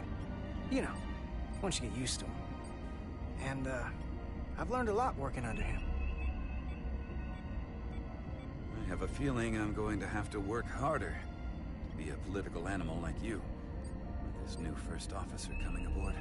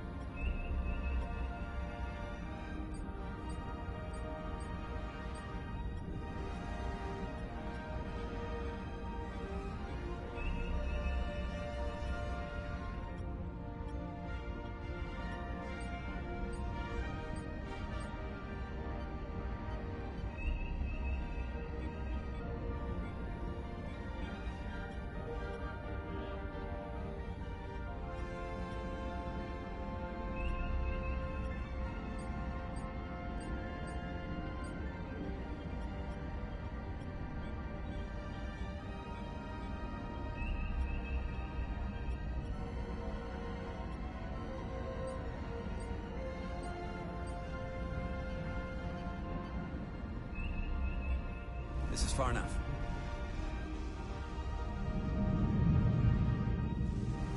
This is far enough. Transporting the...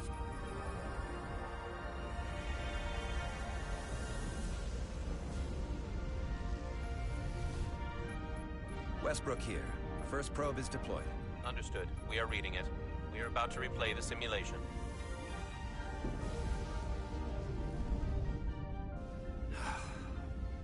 Problem? Don't get me wrong. Things are definitely trending up with Commander Rydek. She's put my ideas into action. And she listened to me when your life was on the line out on the hull. That sounds like a good thing. It is. But I'm still trying to figure out if she's right for the job. She didn't go through what the rest of us did. Still got chosen to be #1. Can't tell if she was actually siding with me. Well, yeah, but she's lucky she didn't go through what we did. You can't hold it against her. Actually, I think I can. even if I shouldn't. Test is running. Warp field collapse in 3, 2, 1, mark.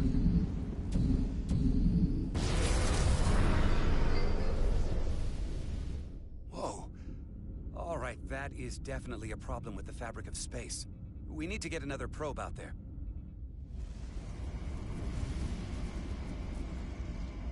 With 2 points of data, the Resolute and the probe, we've managed to get an interference pattern. I'm setting a waypoint to a particularly strong area of interference. We'll deploy the second probe there.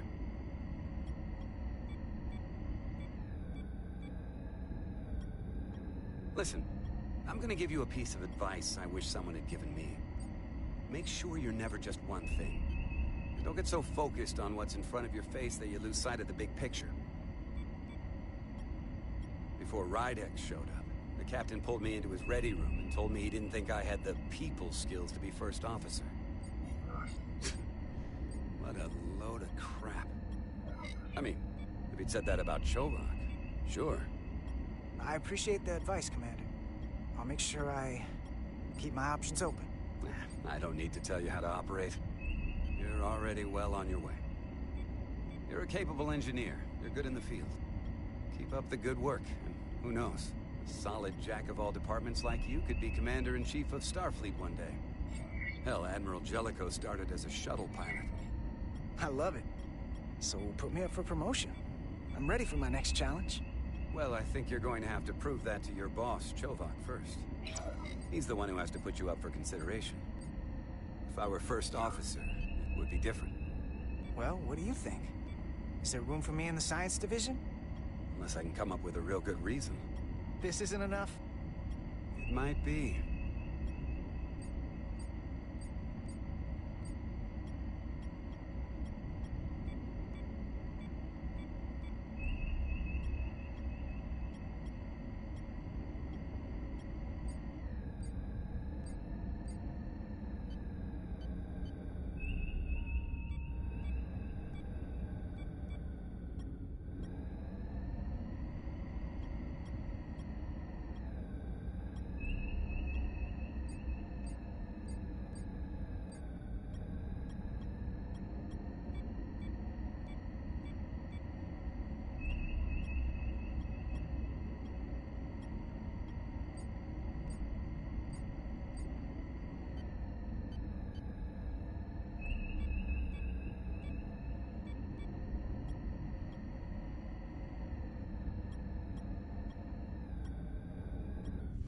Here.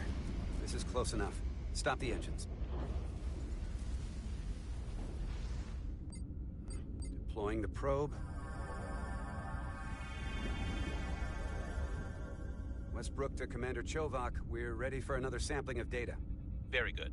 Running the simulation again. Warp field collapse in 3, 2, 1. On. There it is again. I saw it. It seems to be directional. Well, what about the scans? Anything?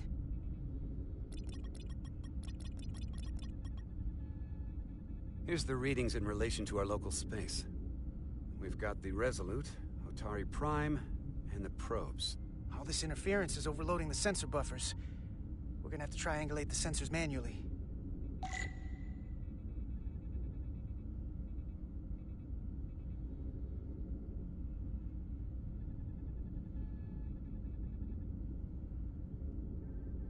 We got something.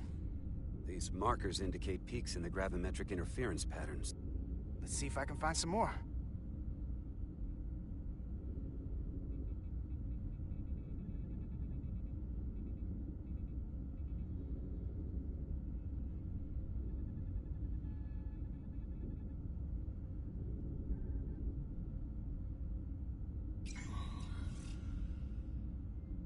Hold up.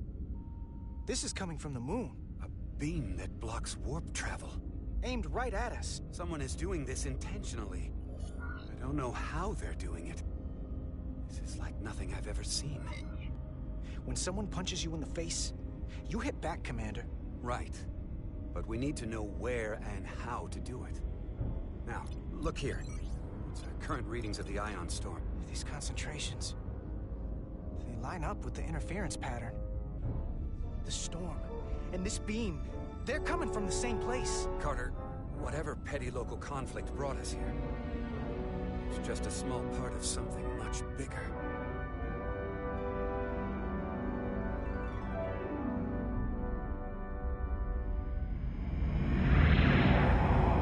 Presently, we don't have an explanation for how they're doing this. One thing is clear. This is no fluke. Thank you, Mr. Westbrook. I want a full briefing when I'm back on board. Solano out. A targeted weapon that inhibits warp travel. Coming from the moon Tau. That would explain the difficulties my shuttle encountered. More importantly, the tenor of the Hotari during the negotiations. And here I thought the Elydians would be the problem. Coming to peace talks in a warship. This wasn't supposed to be so complicated. For all their posturing, every indication is that the Elydians are afraid of the Hotari. They didn't bring their warship as a threat. They brought it because they're scared. From everything we witnessed, I would say that is highly likely. But what are they afraid of? Tylus, the Hotari representative, said she thought they found something in the mines. Galvin and Sidron brought it back to the palace, but they're keeping it under tight security. She's going to investigate it. I gave her my tricorder. I expect she'll contact us soon. You found an ally. Why would Tylus help us? Go behind her people's back? It's a fair question, considering. Out of all of them, she's the one who seemed to genuinely appreciate that the Federation was involved. She believes in us, and I think we can believe in her. That may be true. She's certainly more likely to help than the other Hotari we've met. That raises another question. Specifically, what do the other Hotari have to gain in bringing us here, only to make this hostile maneuver against us? There must be some motivation. Unless they changed their minds between when they asked and when we got here. That's the thing. It doesn't make sense to bring us here. Tylus said that Galvin and Sidron have restricted access to the mines, even to the Hotari. So they don't want anybody to learn what they've found. Then calling in the Federation is a funny way of going about it. I don't think the Elydians know what's really down on that moon either.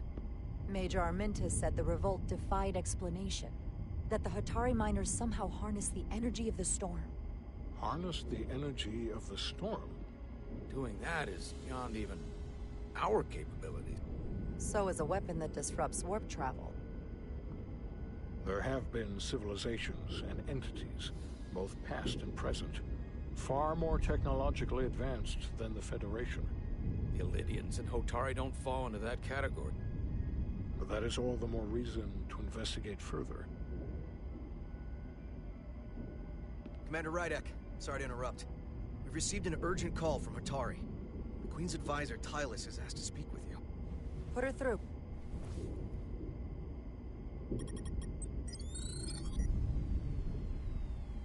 Galvin and Sidron are still with the Queen. I've enlisted help to gain access to the room they have under guard. I don't have much time. I'm not supposed to leave my post. It's only for a moment. I so appreciate your help.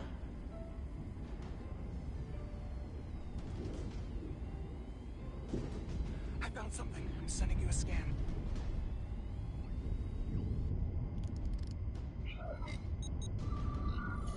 Got it.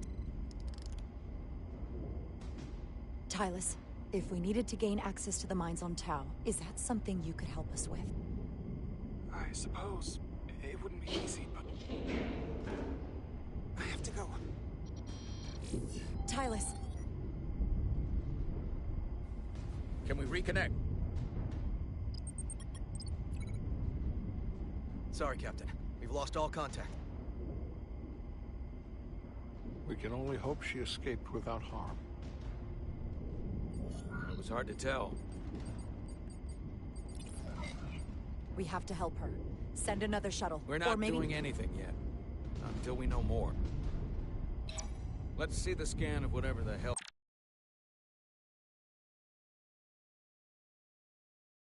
that what?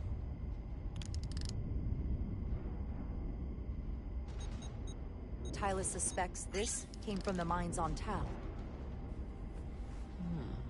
It appears to be of ancient origin, but the markings are unfamiliar. We can run a full analysis when we get back to the Resolute. But if this came from the mine... We have to go into the mines. The Federation would not allow that. We were, after all, sent here to be a neutral party in a peace negotiation. However, we could demonstrate that the Hotari have acted in bad faith, which would enable us to investigate the mines on Tau with full justification. But of course, we would need conclusive proof before taking action. Whatever this artifact is may be proof enough. At least to satisfy the Federation. Especially if we can show the Hotari are controlling the warp disruption. And targeting the Resolute. We may have a better understanding once we analyze the device. But a mission to the mines, covert or otherwise, is not out of the question. And I will handle the Federation.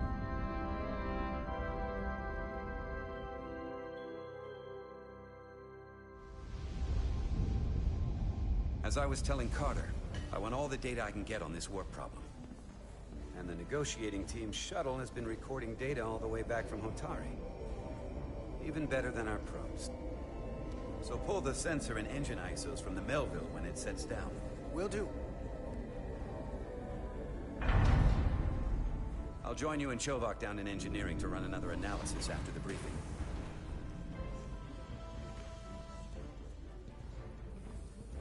I didn't like this warp problem when we thought it was some astronomical anomaly. And I like it a hell of a lot less now that we know someone is doing it to us. How does it work? What do we even do about it? What do you say we pull these chips and find out?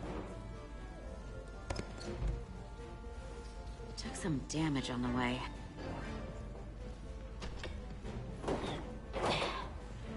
That ionic interference scored the hull plating. Might be some micro welds. Let's try pulling together. All right.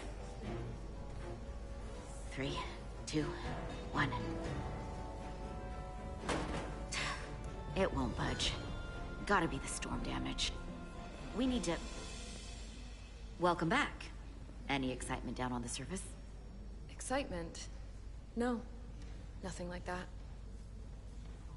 Hey, can you hand me the EJ7 interlock? From the toolbox. I don't know what that is. Not much use for one on a security detail, huh? Carter? Yeah, I'll get it.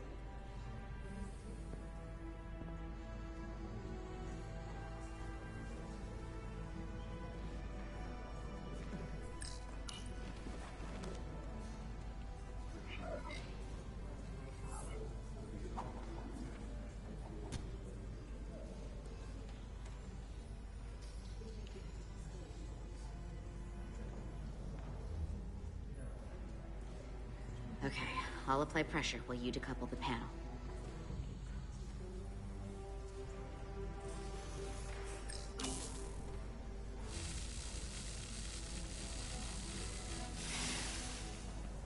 Here, I'll help.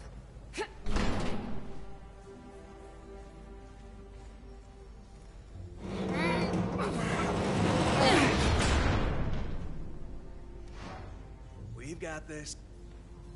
Open up and say ah. Thanks for the hand.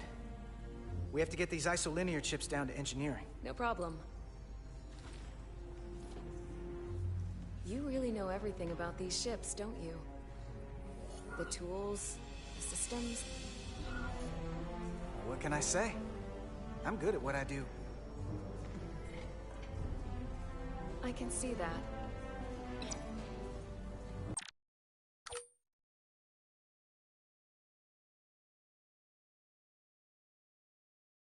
Come on, start pulling chips.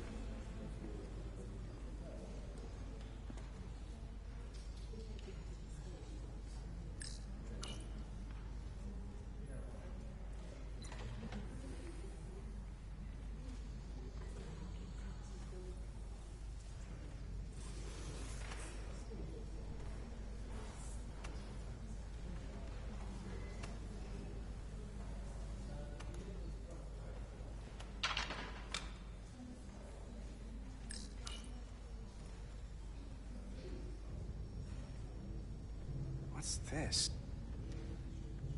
Some kind of crystal formation?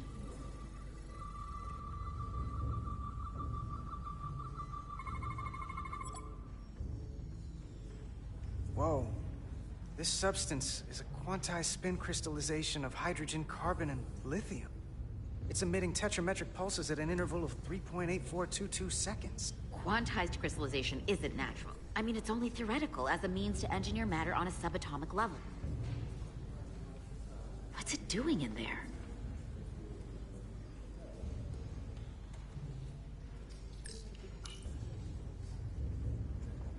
Wait. Regulation 364, subsection 9. What? Regulation 364, subsection 9 orders that in the case of an unknown foreign substance infiltrating a sealed system, it will be placed in secure confinement before further examination. Retrieve a containment module. Don't you think we're more equipped to deal with whatever this is? No. Before anything else, this is a security issue. You don't even know what this is. Which is why we need to study it. Once it's contained. Just leave it there for now. Messing around with it could be dangerous. At least until we know more. That's exactly why we need to get it to the containment lab. I can't make an exception. Not even for you two. I'm still going to report these crystals to Commander Westbrook when we send the shuttle data. And I will inform my superiors. I'm taking this just as seriously as you are. But I overheard talk about the warp disruption on the shuttle. Now these crystals? Maybe this situation is more than we can handle with just a science vessel. We could trigger a distress call, get Starfleet to send more ships. Or I could send a message to my old CO on the Adirondack. Get some combat-tested vessels. We're at the edge of the quadrant. Help isn't just gonna pop over like we're in Sector 001. Wouldn't hurt to try. You talk like you've never had your backs up against a wall before. This is Starfleet. We solve our own problems.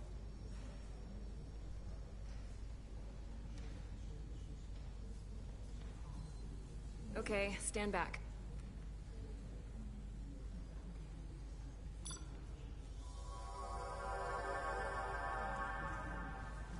Get this to the containment lab. We'll get it set up for you. I'll let you know when it's safely confined. Oh, we'll be there. Last thing you want is to study this down in main engineering and have it explode next to the warp core. I just don't want to take any chances. Not with my friends. You and Miranda seem to be back to normal. But she was a little off. I think this whole situation has her spooked. Maybe she knows more than us? Or it's because this is all happening so fast? Yeah, there was something a little off about her. Like that talk about sending a distress call? That was pretty out there.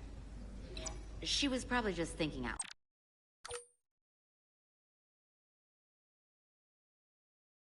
Loud. I'm sure she'll come to her senses. This mission has enough complications stacking up. Now, we'll get through it. You, me, and Miranda too.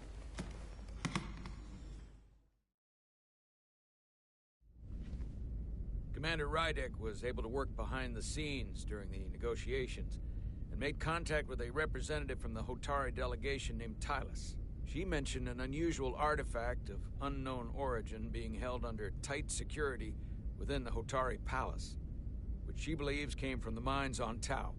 Now, this artifact might have a connection to the revolt, to the storm, and to the warp disruption we now know has been targeted at the Resolute. Commander Rydek, if you want to take it from here. Of course. Tylus managed to infiltrate the heavily guarded location within the palace and sent us these scans using my tricorder. It appears to be some sort of control panel, possibly connected to the warp disruption weapon originating on Tau. Of particular interest is this symbol, which we couldn't identify the origin of. The Federation database has records from a vast number of civilizations. If anyone from Starfleet has come across this before, the system should recognize it. cross-referencing with Federation records. Displaying symbols from Federation database with a 90% probability of match or higher. Select a symbol to further analyze.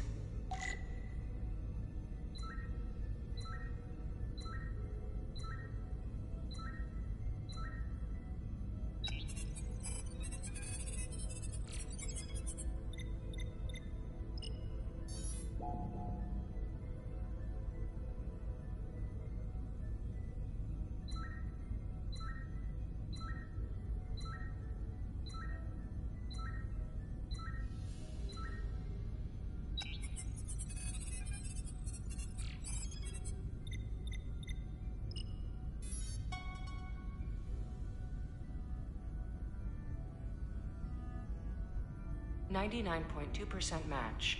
Got it.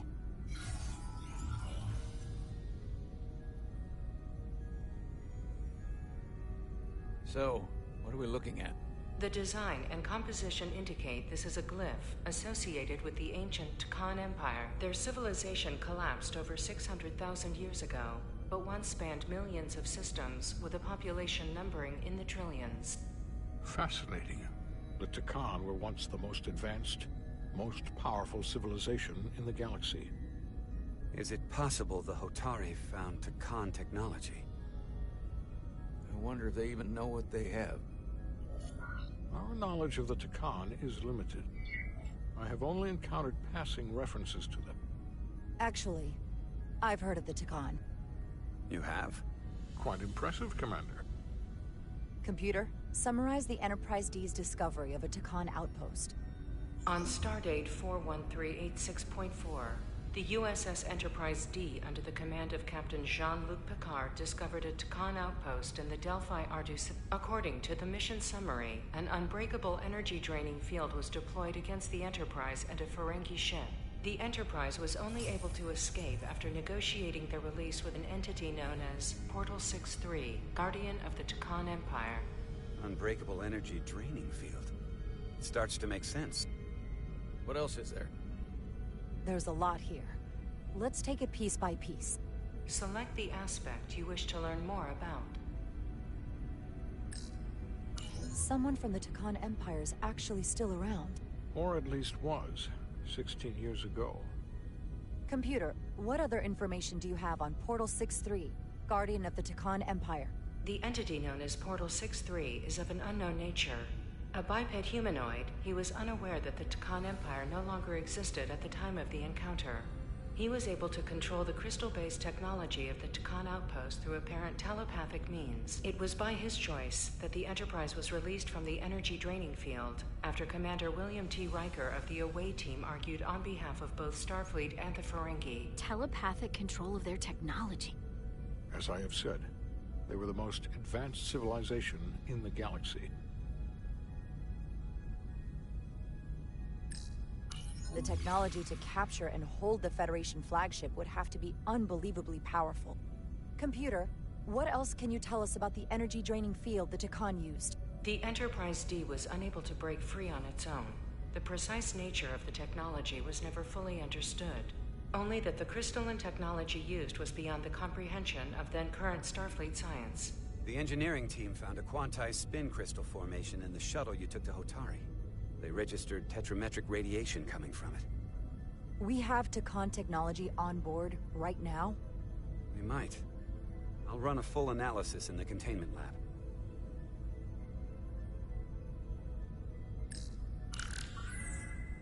There appears to be some sort of restriction order from Starfleet. Computer, explain this restriction.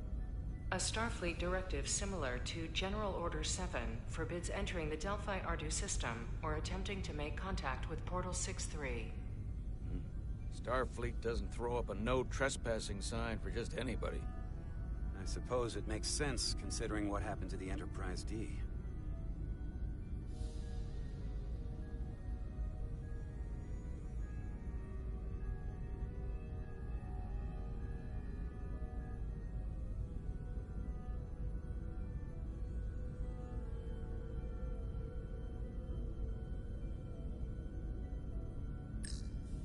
What sort of planet is Delphi Ardu 4? Delphi Ardu 4 is an M-class planet. a barren rocky world with little to no vegetation and frequent ion storms. The giant crystals that grow there absorb energy, but it is not understood how they do so. The entire Delphi-Ardu system, consisting of 11 planets, was considered completely uninhabited until the encounter with Portal 6-3. Frequent ion storms. That can't just be a coincidence. The Elydians should have crushed the revolt. But if the Hotari have Takan technology and can control it, I see why they're willing to negotiate peace. For all we know, this could be just the beginning.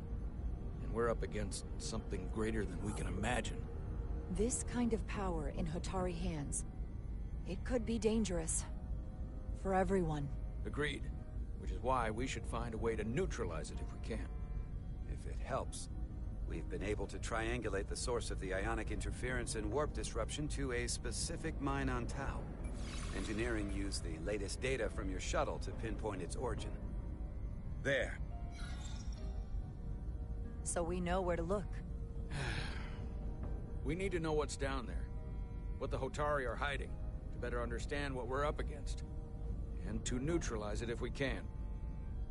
Captain, embarking on a mission to the Hotari moon would not be viewed favorably by either side. However, given the circumstances, we are entirely within our rights to defend ourselves. I just want to make sure this doesn't blow up in our faces. Which is why I'm thinking of sending Commander Rydek on a covert mission to Tau. Assuming you're up to the task. It would require absolute secrecy. And obviously, it's not without risk. Forgive me, Captain, but it sounds dangerous. I'd be lying if I said otherwise. But right now, it's mission critical. We need to know what's there. Of course. I'm hoping Tylus can accompany you. The priority is to avoid detection. It's a calculated risk. The last thing we need is to get caught and then blamed for violating our neutrality, and aggravating an already tense situation. We can't afford any mistakes, which is why I've chosen you. Tylus will be essential to my success. Not only her knowledge of the mines, but her ability to gain access, particularly now that we know which mine we need to get into. Make sure she understands the need to keep this covert. She's not going to want her people to know about this. Get in touch with Tylus and make the necessary...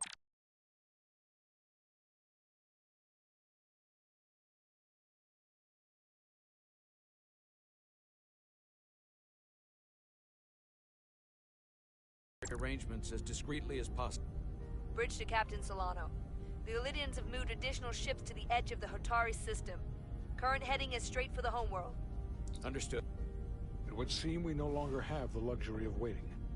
In that case, may I suggest you and I return to Hotari Prime? Doing so will provide Commander Rydek as much time as possible to complete her mission. Agreed. We'll hail the Queen's delegation from my ready room. We all know what we need to do. Dismissed.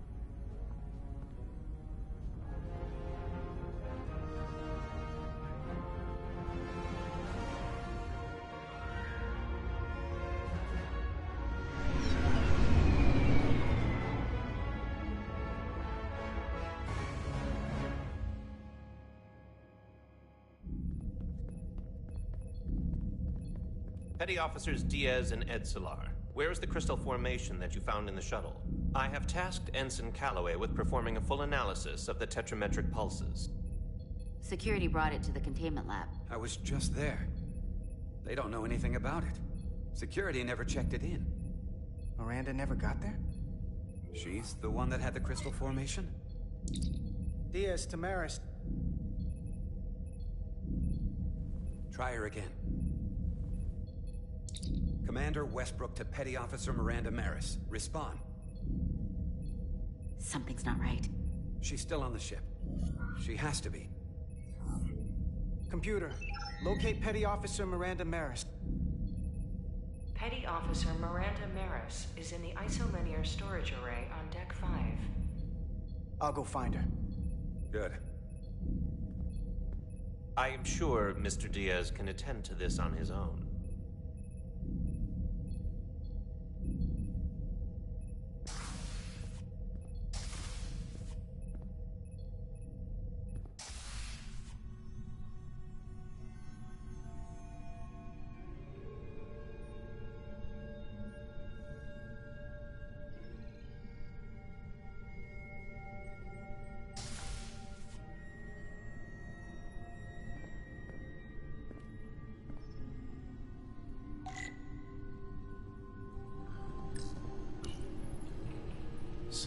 properly pulled these isolinear chips?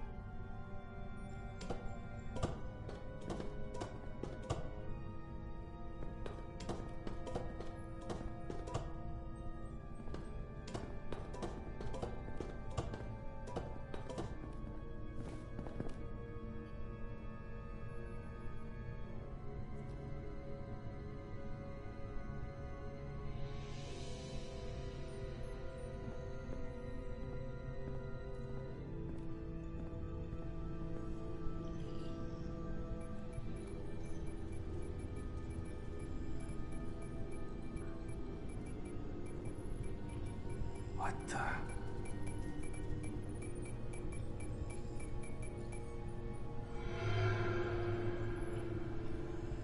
Oh, it's just you. I'm busy right now. Why don't you come back later?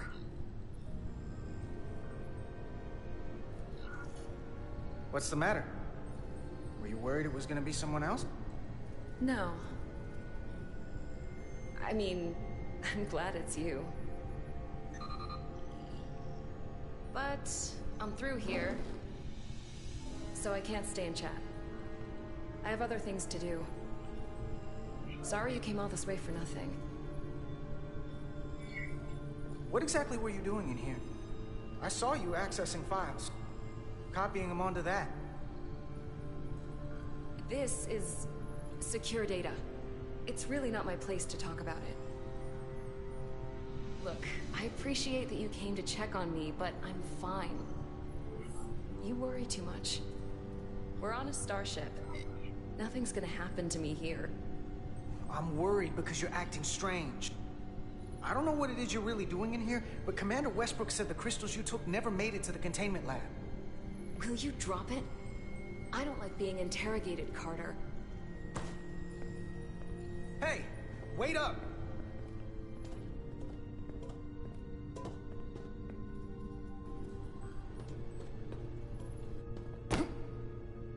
I don't know what I did to deserve this kind of treatment from you.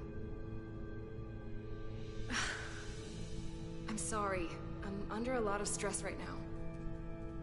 Just tell Chovak or whoever I don't know where the crystals are, and let me go about my business. I know things aren't the same for us, and I want to talk about that. I don't know what it is, but you're hiding something. What's in that storage drive? I told you, it's secure data, so drop it. Miranda, hold on! No, get out of my way.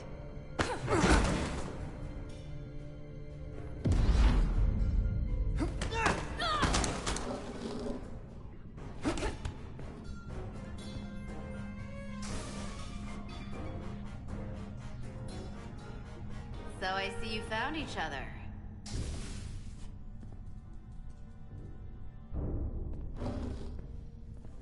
You were taking so long, the commander sent us to see what the problem was. Diaz, you were sent here with specific orders, and fighting your crewmate wasn't one of them. What the hell is going on here? Let's just let them explain. I'd like to hear that, because I know what it looks like. There's something seriously wrong with her. She's not herself, I'm telling you. What does that mean? It doesn't mean anything. Well, for one, she was copying data onto this. This drive is unauthorized. There are ISOs all over the floor. And that's why I was in here, investigating this situation. And when Carter came looking for me, we got our wires crossed. It wasn't anything more than that. Look, I wish I was wrong about this. That I was overreacting. I really do. But I know what I saw. And it's not what she's saying. I can't believe this. I don't know what's going on here, but I think we need to call it into security. She can explain herself in the brig. Hold on a minute. We don't need to put this on anyone's permanent record.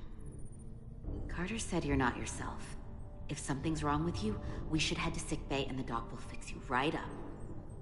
Yeah, I haven't felt right since I came back from Hotari. I think I should see the doctor. You two know her? If you really think she's not well, we can take her to sickbay first. But what I know is this is a security breach, and we should treat it as such. Please, just let me go see the doctor. This is Petty Officer Diaz. I need a security team to deck 5. This is unbelievable.